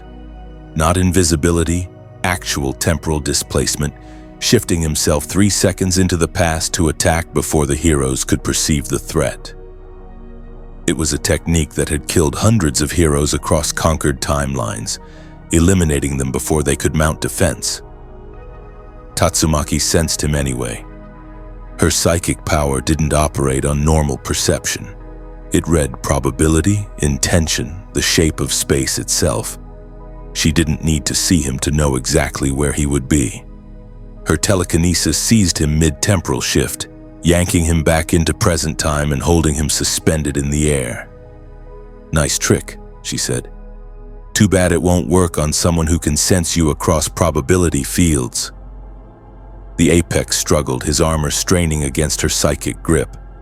"Impossible. Temporal displacement should be imperceptible to—" She squeezed. The apex's armor, built from materials that could withstand star-level temperatures reinforced with temporal stabilization, began to crumple like aluminum foil. Warning klaxons screamed inside his helmet as structural integrity failed. "Wait!" Kang's voice echoed across the compound, tinged with genuine surprise. "That armor operates on principles from 17 different conquered timelines. It shouldn't be vulnerable to—" Tatsumaki threw the apex into the ground hard enough to create a crater 40 feet deep. The champion climbed out, armor sparking and damaged but still functional. He'd deployed temporal backup systems that had absorbed most of the impact across multiple time streams. But the damage was real. "Recalibrating," the apex said. "Targets exceed projected capabilities by magnitude of 7.3. adjusting to maximum combat parameters. His armor began to glow, pulling energy not from batteries but directly from the time stream itself. This was Kang's ultimate enhancement, weapons that drew power from causality itself, that could hit with the force of historical inevitability. The Apex's fists erupted with temporal fire, attacks that didn't just damage in the present but rewrote causality to ensure the damage had always existed. He'd used this technique to kill a version of Thor by making it so Mjolnir had never been forged. He'd erased a version of Captain Marvel by ensuring her Kree transformation had failed. He punched Saitama with enough temporal force to rewrite reality itself. Saitama's head moved approximately 2 inches to the side. That one actually had some force behind it, he acknowledged. Still not enough, though. The Apex's processors were running at maximum capacity, trying to understand how his causality rewriting attack had failed. The temporal mathematics should have worked. The target should have been erased from... Saitama punched back. It was just a normal punch, not even a serious one, just a casual jab. But the Apex, for all his temporal enhancement and armor from conquered futures, was still fundamentally biological. And biology had limits. The punch connected with his chest. The armor held for approximately 0.003 seconds before catastrophic failure rippled across every temporal stabilization system simultaneously. The Apex flew backward at supersonic speeds, crashed through 3 buildings that S.H.I.E.L.D. had fortified to withstand Hulk-level impacts, and embedded himself in a reinforced bunker a quarter-mile away. When the dust cleared, the Apex was still alive, barely. His armor was ruined, his weapons offline, his temporal enhancements burnt out from trying to compensate for force they'd never been designed to encounter. He tried to stand, failed, and spoke into his communication system. Lord Kang, targets cannot be. Calculations insufficient. Power scaling exceeds. Recommend full timeline collapse. Kang's hologram flickered, and for the first time the Conqueror's perfect composure showed cracks. Impossible. I optimized you across 17 timelines. You have defeated cosmic-level threats. How? Because, Saitama said, walking toward the fortress's holographic projection. Your calculations are based on your universe's rules. We're not from your universe. Your optimizations don't account for someone who broke their limiter entirely, or someone whose psychic power operates outside your timeline mathematics. I see, Kang said slowly, his processors working through implications at speeds beyond human comprehension. You're not just powerful. You're incompatible with the fundamental framework I use to conquer timelines. You represent genuine unknown variables. Does that mean you'll leave? Sam asked hopefully. No, Kang said, and now there was something dangerous in his voice. It means I need more data, much more data. The sky lit up as every army he'd assembled, Kree, Chitauri, Ultron drones, Hydra variants, suddenly activated as one. Wait, Strange shouted. You said one champion. You said if they won? I said if they defeated my champion, I would learn valuable information, Kang corrected. And I have. I've learned they're even more anomalous than I calculated, which means they're more valuable as test subjects. His hologram turned to face the assembled forces. All units, capture the anomalies. Lethal force authorized against all defenders, begin assault. 100,000 warriors from conquered timelines, each one experienced and enhanced, all began moving toward the compound simultaneously. Oh, you backstabbing! Tony's repulsors charged. Jarvis, call everyone, get the Guardians, get Wakanda, get every hero who can fight. Already transmitting, sir. Thor raised Stormbreaker, lightning cascading across the sky. Then let the battle be joined. For Midgard, for honor, for... Tatsumaki floated upward, her psychic energy erupting outward in a visible shockwave that made reality itself ripple. Her eyes blazed with emerald fury. "I am so tired," she said, her voice carrying across the battlefield with psychic amplification, "of people treating heroes like experiments, like tools, like variables in their stupid calculations." Her power surged, and every hero present felt it, a psychic pressure so immense it made their bones ache. The air itself began to glow green as she drew on reserves she rarely needed to access. "You want data?" Tatsumaki's voice was cold as the void between stars. "Here's your data. Try to capture me and I'll show you exactly what Rank 2 S-Class looks like when I stop holding back." The armies hesitated. Even optimized warriors from conquered timelines, even those who defeated heroes in their own realities, could feel the raw power radiating from the petite woman hovering in the sky like a vengeful goddess. Saitama looked up at her, then at the armies, then at Kang's hologram. "I really just wanted to go home and eat eggs," he said with genuine regret. "But if you're going to threaten my friends and attack people who helped me when I was lost in a strange dimension," he clenched his fist, "then I guess I have to get serious." And for the first time since arriving in the Marvel Universe, Saitama's expression shifted from bored hero to something that had made monsters across his own dimension learn to fear the sound of approaching footsteps. Kang, watching from across time and space, ran probability calculations at speeds that would melt normal computers. The results came back the same way every time. Error. Insufficient data. Outcome cannot be predicted. For someone who'd conquered 847 timelines by always knowing the outcome before the battle began, that was terrifying.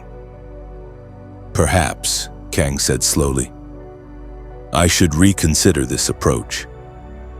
"Too late," Tatsumaki said, and her psychic power exploded outward like a supernova. The real battle was about to begin. Tatsumaki's psychic explosion rippled across the battlefield like a tsunami of pure willpower made visible. The shockwave hit the first wave of approaching forces, 3,000 Chitauri warriors who'd conquered New York in their own timelines, and simply erased their forward momentum. They froze in midair, held by invisible force so absolute they couldn't even twitch. Then she closed her fist and 3,000 warriors compressed into a sphere the size of a beach ball, which she casually tossed into the Atlantic Ocean. "Next," she said, her voice carrying across the battlefield with psychic amplification. Kang's hologram flickered with what might have been concern. "All units, implement dispersal pattern Omega. Do not cluster. Maintain minimum separation of..." Saitama disappeared. He reappeared in the middle of a Kree battalion, 5,000 soldiers in formation, each one a veteran of successful Earth conquests in their timelines. They'd been preparing to fire their plasma weapons in coordinated volleys. Saitama clapped his hands together. The shockwave from that simple gesture propagated outward in a perfect sphere, and every Kree warrior within a 100-meter radius simply fell unconscious from the pressure wave. Their armor held. Saitama had been careful not to kill them, but they were completely incapacitated. "Sorry," Saitama said to the unconscious soldiers, "but you were threatening my friends." He jumped to the next battalion. On the ground, the Avengers watched in stunned silence as two individuals systematically dismantled an army of 100,000 warriors from conquered timelines. "Jarvis," Tony said weakly, "are you recording this?" "Every moment, sir. Though I should note that my sensors are having difficulty tracking their movements. Saitama is moving at speeds that register as teleportation, and Tatsumaki's psychic output is overwhelming my measurement systems." Thor laughed, a huge booming sound of pure joy. "Finally, a battle worthy of song. Warriors who fight with such casual magnificence that reality itself bends to accommodate their prowess." "They're not fighting," Strange said, watching through mystical sight that let him perceive the true scope of what was happening. "They're managing." Look, Tatsumaki is grouping enemy forces into containable clusters, and Saitama is incapacitating them without lethal force. They're treating a 100,000-strong army like a crowd control problem. He was right. Despite the overwhelming numbers, despite Kang's tactical coordination, despite warriors pulled from timelines where they'd successfully conquered Earth, the battle was becoming less an epic confrontation and more an efficient processing operation. Tatsumaki floated above the battlefield like a conductor before an orchestra, her psychic senses mapping every enemy position simultaneously. When a squadron of Ultron drones tried to flank from above, she seized them all with her telekinesis. Every single drone, nearly 1,000 of them, and crushed them into a single metallic cube, which she set down gently so it wouldn't damage the compound. Adaptive tactics detected, Kang's voice echoed across the battlefield, clinical despite the disaster unfolding. Units 4,000 through 8,000, implement Protocol Zeta. Spread across continental range. Force the anomalies to divide their attention. The armies began to scatter, some teleporting to other continents, others using advanced flight systems to reach cities thousands of miles away. It was sound strategy. Even overwhelming power had to respect geography and physics. Tatsumaki's response was to simply expand her psychic range. Her power erupted outward, not in explosive force but in calculated extension. Her telekinetic senses spread across the globe in seconds, tracking every single enemy combatant no matter where they fled. In Tokyo, 3,000 Hydra variants preparing to terrorize civilians suddenly found themselves frozen in place. In London, Kree warriors attempting to take hostages were lifted into the air and deposited in the middle of the Thames River. In Johannesburg, Chitauri forces were bundled together and left suspended above the ground, completely immobilized. Perimeter secured, Tatsumaki announced, her voice carrying across shield communication channels through sheer psychic projection. All hostile forces contained across 6 continents, awaiting disposal instructions. Inside the Avengers compound, Fury stared at the tactical display showing captured enemy forces scattered across the globe, all of them perfectly restrained, all of them neutralized in approximately 45 seconds. "Someone please tell me," Fury said quietly, "that I'm not seeing a single individual establish global psychic containment of 100,000 hostiles simultaneously." "You're seeing it," Hill confirmed, her voice equally stunned. "Sword is reporting the same thing from orbital sensors. She's maintaining psychic grip on targets across the entire planet. The power output required for that exceeds anything we've ever measured from a psychic," Fury finished, "including Jean Grey, including Wanda at her peak." He turned to the communications officer. "Get me every military channel. Tell all forces to stand down and avoid engaging. We don't need them, and I don't want international incidents when our heroes are handling it." On the battlefield, Kang's hologram had gone completely still, his processors running calculations that kept returning impossible results. "This is unprecedented," the Conqueror said, something almost like wonder in his voice. "In 847 conquered timelines, I have never encountered a psychic who could maintain global-scale telekinesis. The power expenditure alone should be unsustainable. How?" "Because she's S-class, rank 2, Saitama said, having finished incapacitating the last ground forces in his immediate area. "In our world, there are heroes who can do things you probably think are impossible. Tatsumaki is one of the strongest. And you?" Kang's hologram turned to face him. "You move at speeds my sensors can barely track. You generate kinetic force that exceeds nuclear-level impacts. You've sustained no damage despite engaging thousands of combatants. What classification does your world assign you?" "B-class, rank 7, Saitama said. The silence that followed was profound. "That's impossible," Kang stated flatly. Your demonstrated capabilities exceed cosmic-level threats. No rational ranking system would classify you as... He stopped, processing. Unless your system is fundamentally broken or you're deliberately placed low due to... Another pause.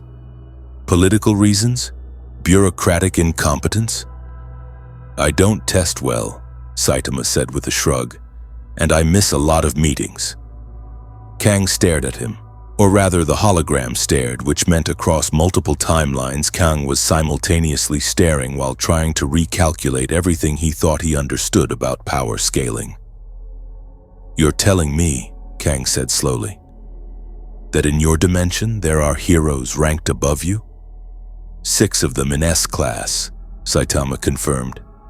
Though, to be fair, I haven't really tried to climb the rankings. Seems like a hassle. Carol Danvers, listening to this conversation, leaned toward Strange. Is he serious? There are people stronger than him? I don't think he's stronger in the traditional sense, Strange said thoughtfully. I think his power is simply unlimited. But if his world has heroes who are more active, more engaged with the system, more politically savvy, they'd rank higher even if they're technically less powerful. That's insane, Bruce said. That's bureaucracy, Tony corrected. Every organization is like that. Competence and rank don't always align. On the temporal fortress, Kang was running emergency calculations. His entire conquest strategy relied on understanding power hierarchies, on knowing exactly how strong each defender was, on calculating precise force requirements. But if Saitama was genuinely underranked, if there were beings in his home dimension who operated at even more ridiculous power scales, I need to reconsider my approach, Kang announced suddenly. This timeline presents variables that destabilize my standard protocols. Continuing this engagement provides diminishing returns on data acquisition. So you're retreating? Thor called out, disappointed. I'm strategically repositioning, Kang corrected. There's a difference. His hologram turned back to Saitama and Tatsumaki. You two have proven to be genuine anomalies. Power that breaks my computational models. I cannot conquer a timeline efficiently when I cannot predict key variables. Does that mean you'll leave Earth alone? Sam asked. It means, Kang said carefully, that I will defer conquest of this specific timeline until I have acquired sufficient data to properly account for these anomalies, which means... His gaze hardened. I need to see your home dimension. Understand the framework that produced such beings. Calculate whether your power scaling is unique to you or representative of your universe's baseline. You're not going to our world, Tatsumaki said coldly, her psychic power flaring warningly. I don't need your permission, Kang replied. I exist across all timelines. If your dimension is accessible through the multiverse, I will find it. It's merely a matter of no. The single word came from America Chavez, who'd been silent throughout the battle. She stepped forward, star-shaped pupils blazing with determination. You're not using my powers to invade another dimension, America said firmly. I can feel what you're trying to do. You're analyzing the dimensional signature I found, trying to replicate my portal opening ability, but I won't let you. Kang's hologram turned toward her with interest. America Chavez, unique across all multiverses, only one of you exists. Your power to traverse dimensions makes you invaluable for multiversal conquest. I could force the issue, extract the information from your quantum signature by... Try it, Strange said, stepping beside America with mystical energy crackling around his hands. You'll have to go through every sorcerer supreme and mystical protector in this dimension first. And the Avengers, Sam added, moving to flank her. And Asgard, Thor declared, Stormbreaker blazing with lightning. And me, Carol said, her binary form igniting to full power. One by one, every hero present moved to stand between America and Kang's hologram, a symbolic gesture, but one that carried weight. Kang observed this with calculating interest. Fascinating. You prioritize protecting a single individual over tactical advantage. Inefficient, but it does demonstrate the social bonds that make your species unpredictable. He paused. Very well. I will not pursue the portal maker for now. Your generosity is overwhelming, Tony said dryly. It's not generosity, it's efficiency, Kang corrected. Forcing the issue would require resources better spent elsewhere. I have 847 conquered timelines. One resistant timeline is a statistical anomaly, not a strategic failure. His hologram began to fade. But understand this, heroes of Earth. I am inevitable. I conquer timelines because I am patient, thorough, and I learn from every encounter. You've won today by introducing variables I couldn't predict. But eventually, I will account for those variables. I will calculate solutions, and when I return, we'll be ready, Saitama interrupted. And if you're smart, you won't come back, because next time I might not hold back. Kang paused, the hologram flickering. You were holding back? Well, yeah, Saitama said as if it were obvious. I was trying not to kill anyone. If I actually tried, he shrugged, things would be different. For the first time in the encounter, Kang's perfect composure cracked completely. His processors ran, calculations on what not holding back might mean from someone who'd already demonstrated planetary scale capabilities while casual. The results were troubling. I see, Kang said slowly. Then perhaps this timeline requires more extensive analysis before conquest attempts resume. The hologram began dissipating completely. Consider this a temporary reprieve. Use it wisely. And anomalies. His final words were directed at Saitama and Tatsumaki. I will be watching your home dimension with great interest. If your power scaling is representative of your universe's norm, that dimension may require special attention. Is that a threat? Tatsumaki asked dangerously. It's a statement of fact, Kang replied. Conquerors go where conquest is possible, but we avoid wars we cannot win. I'm still calculating which category your dimension falls into. The hologram vanished completely. The temporal fortress shimmered, phased through 17 different time states simultaneously, and collapsed into a quantum singularity that winked out of existence. The armies, all 100,000 captured warriors from conquered timelines, suddenly began dissolving. Kang was retrieving them, pulling them back through temporal channels to wherever he'd sourced them from. He's cleaning up his mess, Bruce observed, taking his pieces off the board. Which means he's admitting defeat, Tony said, though he didn't sound entirely convinced. Or at least tactical withdrawal. Strange was already weaving detection spells, scanning for lingering temporal anomalies. He's gone. Completely.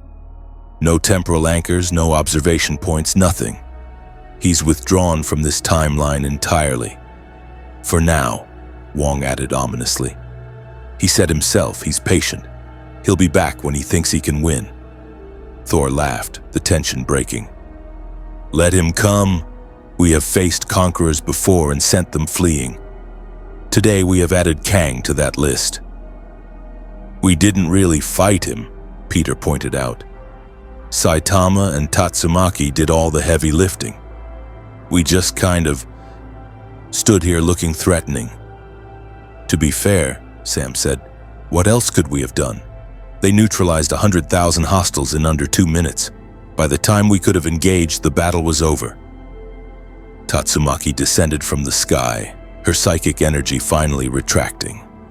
She looked tired, not physically but mentally drained from maintaining global-scale telekinesis for even that brief period. That was annoying, she muttered. Time travelers are the worst. They're always so smug about knowing the future. You okay? Saitama asked with genuine concern. Fine, just tired. Holding that many people at once across the whole planet is... She paused. Actually, it's kind of like that time I had to stop that meteor shower threatening City A, but with more complaining soldiers. You stopped a meteor shower? Bruce asked faintly. It was a Tuesday, Tatsumaki said dismissively. We get threats like that all the time. So, assembled heroes exchanged looks that universally communicated. Their world is terrifying. Speaking of your world, America Chavez said, approaching cautiously. I think I can open a stable portal now. When you were fighting, when you were both using your powers at full capacity, it strengthened the dimensional thread connecting you to home. I can see it clearly now. I can send you back. Saitama's expression brightened immediately. Really? We can go home? Yes, but... America hesitated. You should know that Kang was telling the truth. He can probably find your dimension now that he's seen you, analyzed your power signatures, collected data on how you operate, if he decides your world is worth conquering. Let him try, Tatsumaki said coldly. He'll find out very quickly that conquering our dimension is very different from conquering this one. How so? Tony asked, genuinely curious. Because in our world, Saitama explained, there are 17 S-class heroes and hundreds more across other ranks. There are monsters that could probably fight your cosmic entities. There's the Hero Association coordinating everything, and there's... He paused, considering.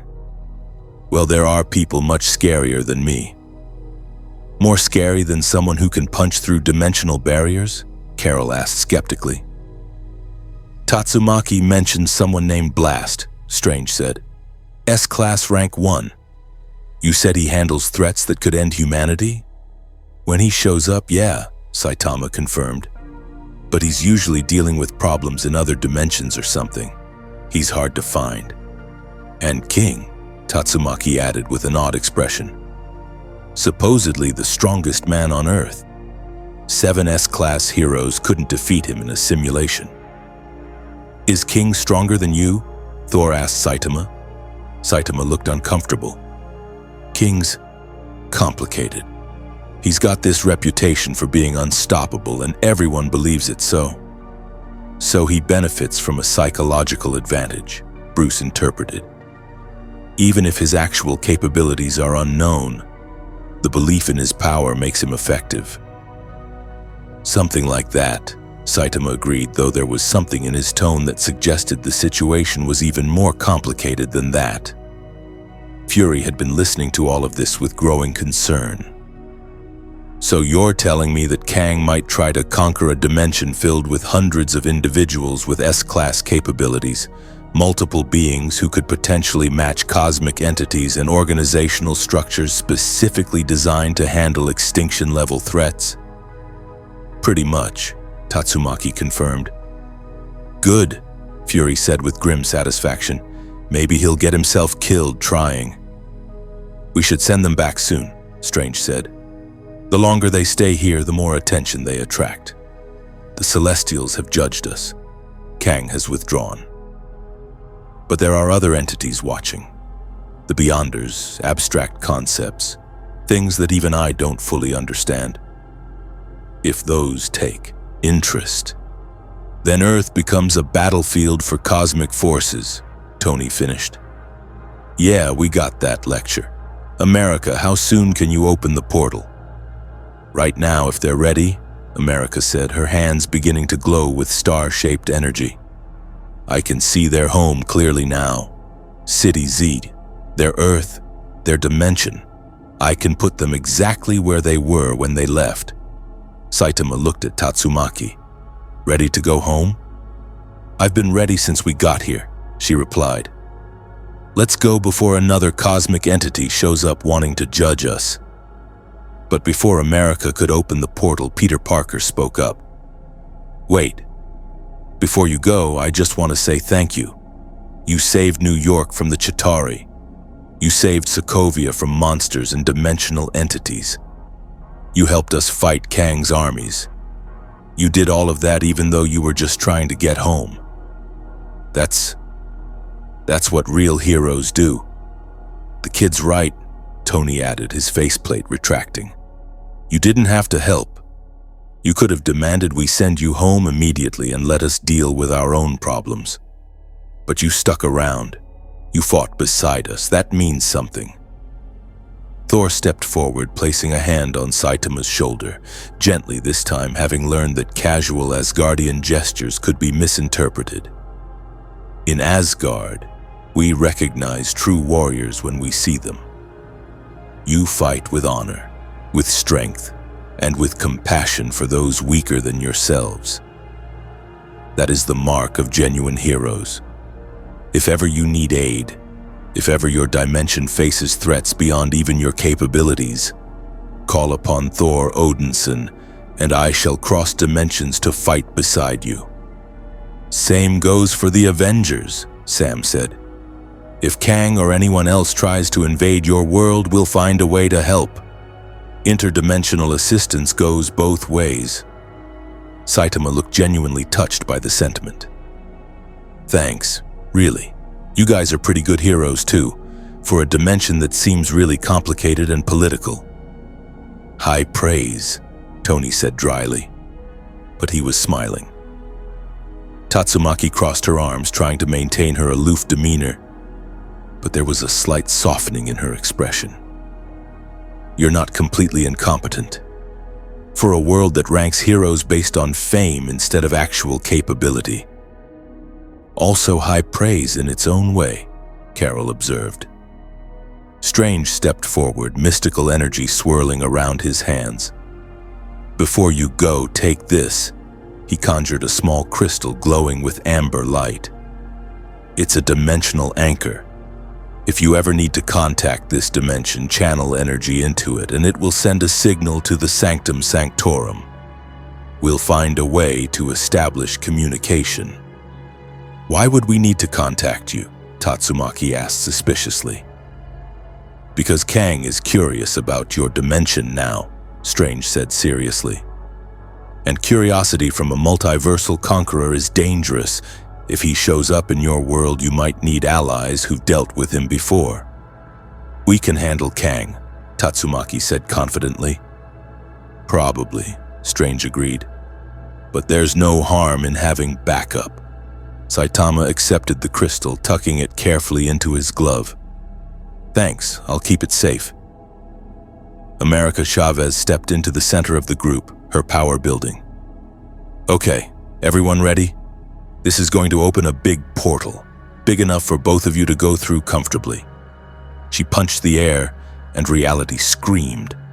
The portal that opened was massive, easily 20 feet across, swirling with colors that shouldn't exist, crackling with dimensional energy. Through it, the assembled heroes could see another Earth, another city, another reality where monsters were real, and heroes fought them with powers that made even Marvel's champions pause. Through the portal, they could see City Z in the afternoon, hear the distant sounds of sirens and hero dispatch alerts, smell the faint scent of destroyed concrete and ramen shops. Home, Saitama said quietly, genuine relief in his voice. Finally, Tatsumaki agreed. They walked toward the portal and the Avengers watched them go, two beings who'd accidentally wandered into their dimension and somehow helped save it multiple times in the span of a few days. Just before stepping through, Saitama turned back. Hey, Thor. Yes, Bald Warrior. It's Saitama. My name is Saitama. Please remember that. Thor laughed. I shall remember, Saitama of the Broken Limiter. Your name shall be recorded in Asgardian halls alongside the greatest warriors. That's nice, I think? Saitama looked confused but pleased. Tatsumaki was already through the portal, hovering on the other side and looking impatient. Come on, Baldy, I want to file a report with the association and then take a very long nap. Saitama waved one final time at the assembled heroes, stepped through the portal, and the portal sealed behind them with a sound like tearing silk, and suddenly the dimensional pressure that had been building in the Marvel universe for days released all at once. Equipment across the compound stopped throwing errors. Strange's mystical wards relaxed. Even the sky seemed to clear as if reality itself was relieved. "They're gone," America confirmed, her star-shaped pupils returning to normal. Portal closed, dimensional breach sealed. They're home. The heroes stood in silence for a moment, processing everything that had happened. "So," Rhodey said eventually, "did we just witness the most powerful beings we've ever encountered casually walk out of our dimension?" "Yes," Bruce confirmed. "And they were from another dimension where there are hundreds more like them? Apparently. And we're just okay with that information?" "What choice do we have?" Tony asked pragmatically. "They're gone. Their dimension is their problem now. We've got enough threats in our own reality to worry about." Strange wasn't so sure. He could still sense the dimensional echoes, the ripples in reality that two truly anomalous beings had created during their brief stay. "They changed things," he said quietly. "Their presence here has altered probability fields. We're going to see consequences from this for years." "Good consequences or bad consequences?" Peter asked nervously. "Both," Strange replied. "The Celestials know Earth has hosted beings who could challenge them. Kang knows there are dimensions with power scaling that breaks his calculations. Other cosmic entities are now aware that the multiverse contains variables they can't account for. So we've painted a bigger target on our backs," Sam summarized. "Or established ourselves as too dangerous to casually attack," Carol countered. "Cosmic entities are bullies. They go after easy targets. Maybe having a reputation for hosting unkillable guests makes us less appealing as a conquest." "That's optimistic," Wong said. "I'm choosing to be optimistic," Carol replied. "The alternative is to worry constantly about what's coming next, and I've been doing that since before the Kree invasion. I'm tired." Thor clapped his hands together, the sound echoing across the compound. "Enough of this worry. We have won. The Celestials have judged us worthy. Kang has fled our timeline. Strange warriors from another dimension have fought beside us and departed as friends. This is cause for celebration." "Thor's right," Tony said, his armor finally fully retracting. "We survived another cosmic-level threat. That's worth marking. Jarvis, order food for everyone. Pizza, shawarma, whatever people want. We're having a post-apocalypse party." "Sir, we've had 17 post-apocalypse parties this year alone." "Then we're establishing a tradition," Tony replied. "Besides, after everything that just happened, I need to eat something that isn't a protein bar while watching my life flash before my eyes." As the group began to disperse, some to file reports, some to contact loved ones, some simply to sit down after the stress of facing multiple cosmic threats in rapid succession, Fury pulled Tony and Strange aside. "We need to talk about contingencies," Fury said quietly. "In case Kang returns, in case the Celestials change their minds, in case something from their dimension crosses over." "I'm working on detection grids," Tony said. "Jarvis is analyzing all the data we collected. If another dimensional breach opens, we'll know immediately." "And I'm reinforcing the Sanctum's dimensional wards," Strange added, "making sure that any future cross-dimensional visitors have to come through proper channels. No more accidental kidnappings via inexperienced portal makers." "America's learning control," Wong interjected, having overheard. "This incident actually helped her. She gained significant experience managing high-stress portal work." "Silver linings," Fury muttered. "Always looking for silver linings." He glanced at the sky where the Celestials had been, then at the ocean where Kang's fortress had hovered. You know what bothers me most about this whole situation? The existential threat to Earth's existence, Tony suggested. The casual reminder of cosmic insignificance, Strange offered. No, Fury said. The fact that they treated Earth like a testing ground. The Celestials judged us. Kang used us as an experiment. Even those two heroes from another dimension. They were pulled here by forces beyond their control and treated like variables in someone else's equation. I'm tired of Earth being where cosmic entities come to play out their power games. Then we need to become strong enough that they stop seeing us as a playground, Carol said, having drifted over to join the conversation. We need to establish Earth as a major player in cosmic politics, not just a backwater planet that occasionally produces interesting surprises. Ambitious, Strange said, and dangerous. The moment we start positioning ourselves as a cosmic power, we invite even more attention. We already have the attention, Sam pointed out, joining the growing discussion group. The Kree know we're here. The Celestials have judged us. Kang has marked us. The Skrulls infiltrated us. At this point, trying to fly under the radar is pointless. We might as well own it. Captain America would be proud of you, Sam, Fury said, something almost like a smile crossing his face. That's exactly the kind of strategic thinking Steve would have had. Don't hide from threats, meet them head on and dare them to try. Speaking of Steve, Tony said quietly, we should probably brief him on what happened. He's earned retirement, but he should know about dimensional incursions and cosmic judgments. I'll handle it, Sam said. He deserves to hear it from me. Across the compound, Peter Parker was explaining the battle to Ned over FaceTime, his best friend's face cycling through expressions of awe, terror, and excitement. Dude, you fought alongside interdimensional heroes who could punch spaceships? Technically, they did all the punching, Peter admitted. I mostly just watched and provided moral support. That still counts. You were there. You witnessed cosmic-level events. This is the coolest thing that's ever happened to you, and you've been to space. Peter laughed, some of the tension finally leaving his shoulders. Yeah, I guess it was pretty cool. Terrifying, but cool. Are they coming back? The heroes from the other dimension? I don't think so. They went home. Back to their own world where monsters are common and heroes have ranking systems.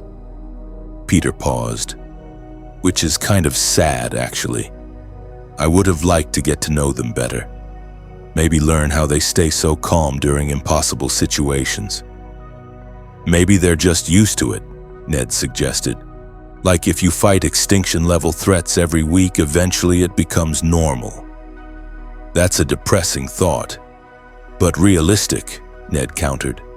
You've been Spider-Man for years now. Does every fight feel as intense as the first one? Peter considered this. No, I guess not. I mean, I still take every threat seriously, but there's definitely a level of professional detachment. I know how to assess situations now, prioritize threats, work with teams. It's less, oh my God, I'm going to die, and more, okay, here's the problem, here's the solution. Exactly. You've leveled up. Those heroes from the other dimension are just leveled up even more. Several hundred levels more, Peter muttered. But yeah, I see your point. In the Sanctum Sanctorum, America Chavez sat in the library surrounded by ancient texts, Wong patiently explaining the finer points of dimensional stability and portal management. You did well today, Wong said. Maintaining that portal while under pressure, finding their home dimension's signature, resisting Kang's attempts to analyze your powers, that shows significant growth. I almost lost them, though, America said, frustration evident. When Kang was trying to hack my dimensional senses, I nearly opened portals to the wrong realities. What if I'd sent them somewhere dangerous? But you didn't, Wong pointed out. You recognized the threat, you held firm, and you successfully returned them home. That's what matters. Strange said I'm unique across all multiverses, America continued quietly. Only one of me exists. What if that makes me a target? What if every multiversal conqueror like Kang wants to capture me and use my powers? Then you'll have the protection of every hero in this dimension, Wong said firmly. We've already demonstrated that we're willing to stand between you and cosmic threats. You're not alone in this, America. She nodded, though worry still lingered in her expression. Do you think their dimension is okay? With monsters and heroes and whatever else they have there? I think, Wong said thoughtfully, that if their dimension has produced heroes like Saitama and Tatsumaki, it probably has equally impressive systems for handling threats. They've survived this long. They'll continue surviving. In another part of the compound, Thor was speaking with Heimdall through mystical communication, describing the battle to the Guardian of Asgard. The bald warrior fought with such casual grace, Heimdall. He moved as if gravity was merely a suggestion, struck with force that could shatter mountains, and faced cosmic threats with the same expression one might wear while shopping for groceries.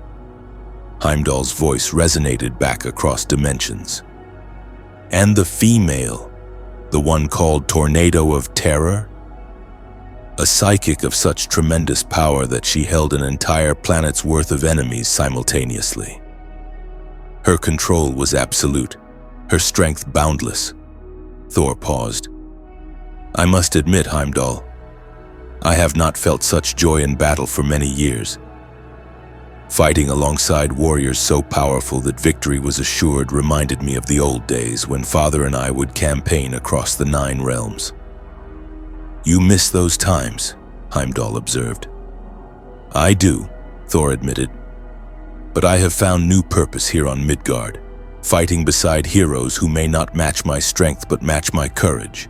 And occasionally, he smiled, I encounter warriors who exceed even an Asgardian's capabilities. That keeps existence interesting.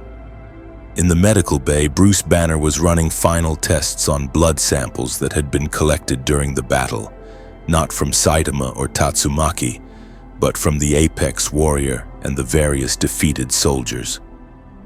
These are troubling, Bruce muttered, analyzing the genetic structures. Kang enhanced them with temporal technology, but the underlying biology is still human. Or variants of human from conquered timelines.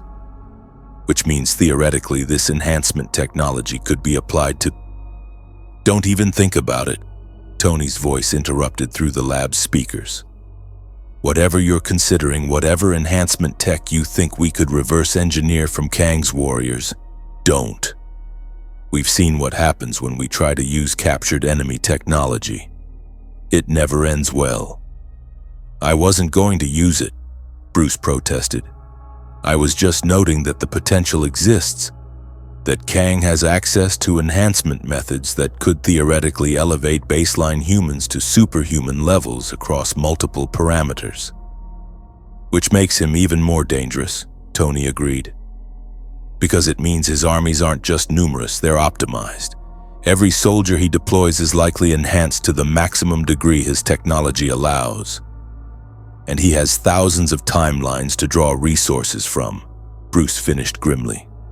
Yeah, that's terrifying. Add it to the list, Tony said. Right under Celestials can judge entire species, and some dimensions have heroes who can break our physical laws. On Wakanda, King T'Challa watched recordings of the battle alongside Shuri, Okoye, and M'Baku. The power they displayed, Shuri breathed, her scientific mind racing with implications. Brother, imagine if we could understand even a fraction of how their abilities work. The applications for vibranium technology alone would be revolutionary, T'Challa agreed, but also dangerous. We must remember the lessons of our ancestors. Not all knowledge should be pursued. Not all power should be grasped. But, Shuri began. No, T'Challa said firmly but kindly. They came, they helped, they left.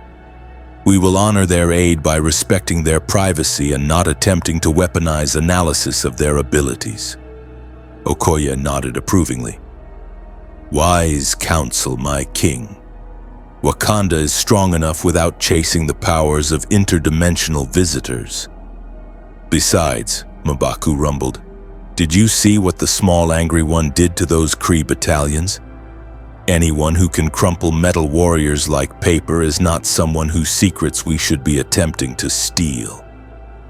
In space far beyond Earth's orbit, the Guardians of the Galaxy received detailed reports of the events from Carol Danvers. "Let me get this straight," Rocket said, his paws working through the technical readouts. "Two random people from another dimension accidentally showed up, casually destroyed threats that would normally require all of Earth's heroes, scared off Kang, the freaking conqueror, and then just went home?"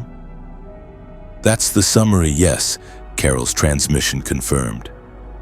"And one of them could punch through dimensions?" "Confirmed. And the other had psychic power that could affect the entire planet simultaneously?" "Also confirmed." Rocket leaned back in his chair, ears twitching. "Okay, new rule. If anyone ever suggests visiting that dimension, we're voting no. Unanimous no. I don't care how interesting their technology might be. Any reality that produces heroes that casually overpowered needs to stay on our do not visit list." "Agreed," Drax rumbled. "I respect strength, but that level of power makes even me cautious." "I am Groot," Groot offered. "Yeah, buddy, I know you'd want to meet them," Rocket replied. "But sometimes the smart play is to admire from a distance." Star-Lord, who'd been listening quietly, spoke up. "Carol, did they seem like good people, like actual heroes?" "Yes," Carol said without hesitation.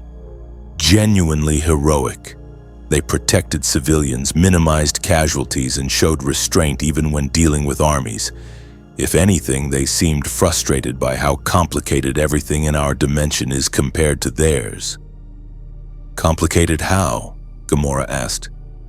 "In their world, apparently the distinction between heroes and villains is clearer. Monsters attack, heroes defend. It's straightforward here."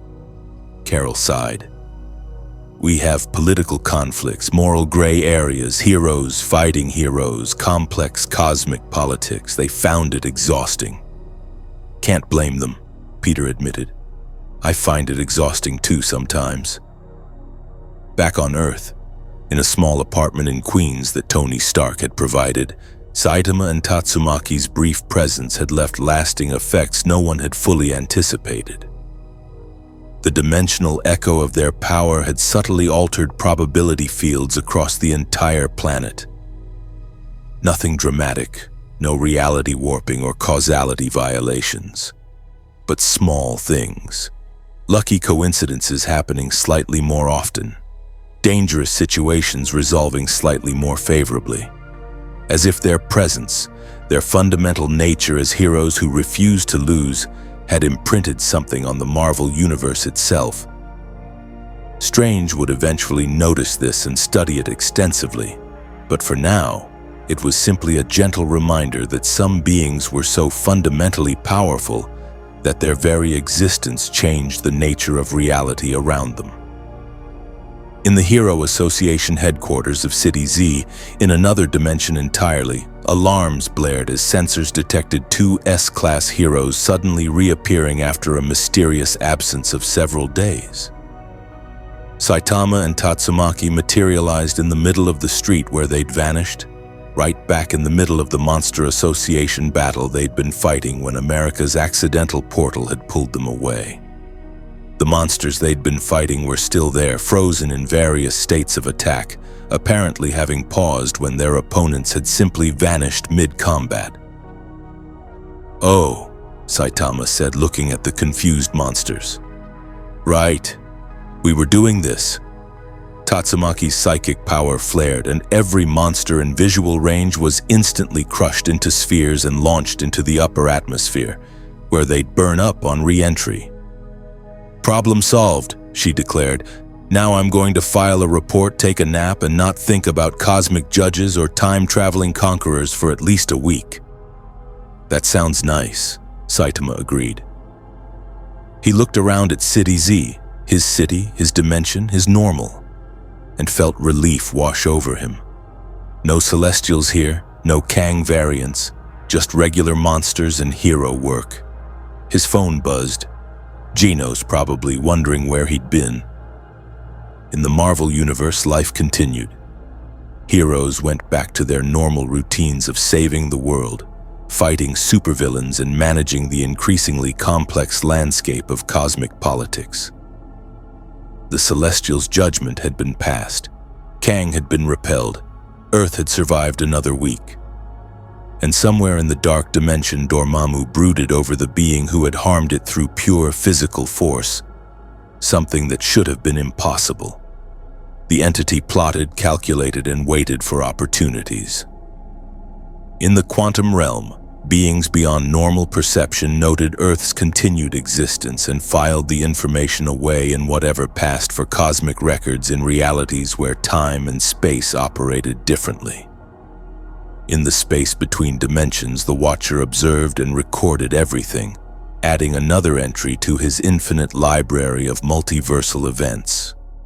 The anomalies of Timeline 616 Zeta, two beings from Dimension 4892 Omega briefly displaced to MCU Primary Timeline, disrupted multiple cosmic events through incalculable power, returned home without permanent timeline damage, probability field alterations, minimal but ongoing. Cosmic attention attracted, significant, long-term implications uncertain but potentially catastrophic. The Watcher closed the entry and continued his eternal vigil, watching all timelines, all dimensions, all possibilities. Doctor Strange stood on the roof of the Sanctum Sanctorum that evening, looking up at stars that suddenly seemed much more crowded than before. Wong joined him, 2 cups of tea in hand. "You're worried," Wong observed, handing Strange a cup. "I'm always worried," Strange replied. "But yes, more than usual. We've attracted too much attention. The Celestials, Kang, whatever entities were watching through the dimensions while Saitama and Tatsumaki were here. We've established Earth as something cosmic forces need to account for. Is that bad?" "I don't know," Strange admitted. "It could make us safer, too dangerous to attack casually. Or it could make us a priority target, something that needs to be neutralized before it becomes a genuine threat. The universe has a way of balancing itself," Wong said philosophically. "Perhaps attracting this attention was inevitable. Perhaps it's even necessary. Or perhaps we're all going to die screaming when the Beyonders decide we're interesting enough to experiment on," Strange muttered darkly. "Always so optimistic," Wong said dryly. They stood in comfortable silence, drinking tea, watching the stars. Somewhere out there, in infinite dimensions and infinite timelines, other Earths faced their own challenges. Other heroes fought their own battles. Other versions of themselves made different choices. But in this timeline, in this dimension, Earth had survived. Again. And sometimes that was enough. In his apartment, Peter Parker finished his homework, because even interdimensional incidents and cosmic battles didn't excuse him from Mr. Harrington's essay on European history, and allowed himself to relax for the first time in days. His phone buzzed, a text from Ned. "Dude, you know what would be cool? If we could visit their dimension. See what their monsters are like. Meet their heroes." Peter smiled and typed back, "Maybe someday, but let's survive this dimension's problems first." A fair sentiment, he thought. The Marvel Universe had enough complications without adding interdimensional tourism to the mix. He looked out his window at the New York skyline, still standing, still vibrant, still home to 8 million people who had no idea how close they'd come to cosmic erasure multiple times in the past week. That was the job, Peter reflected. Save the world. save the people, and let them go about their lives, never knowing how many times heroes had stood between them and oblivion. It was exhausting. It was terrifying. It was thankless most of the time. But it was also the most important work anyone could do. With great power comes great responsibility, Peter murmured, echoing the words that had defined his entire superhero career. Somewhere in another dimension, Saitama was probably thinking the same thing. Different words, maybe. Different philosophy shaped by a different world, but the same fundamental truth. Heroes protected people. That was what made them heroes. Everything else, the cosmic politics, the power scaling, the rankings and judgments and multiversal threats, was just noise. The work was what mattered. And as long as there were people worth protecting, heroes would do the work, in every dimension, across every timeline, forever. The Marvel Universe had weathered another storm, this one in the form of two heroes. From a dimension where power scaling operated on principles that defied cosmic calculation. Saitama and Tatsumaki had arrived by accident, fought because that's what heroes do, and departed leaving ripples that would echo across probability fields for years to come. Earth had been judged by Celestials and found conditionally worthy. Kang the Conqueror had tested their defenses and retreated to recalculate his strategies. The Avengers had gained allies in another dimension, potential backup if threats arose that crossed dimensional boundaries. But more importantly, they'd been reminded of something fundamental. Heroism transcended dimensions. The specifics changed, different threats, different power systems, different organizational structures, but the core remained constant. Protect people, fight evil, never give up, even when facing impossible odds. Saitama had demonstrated power that broke multiversal constants and used it to save civilians from alien invasions. Tatsumaki had wielded psychic abilities that rivaled cosmic entities and employed them to prevent collateral damage. They'd fought not for glory or recognition, but simply because that's what heroes do. And in doing so, they'd shown Earth's defenders something they'd needed to see. That even with all their complications, all their political struggles, all their moral gray areas, they were still heroes, still doing the work that mattered. The dimensional anchor Strange had given them rested in Saitama's apartment in City Z, tucked in a drawer next to his hero registration card and his collection of discount coupons. He probably wouldn't need it, probably wouldn't ever think to use it. But it was there. A connection between dimensions. A reminder that somewhere in the infinite multiverse, heroes fought the good fight. And if the impossible happened, if threats arose that even the Hero Association couldn't handle, they had friends in another dimension who would find a way to help. Because that's what heroes do.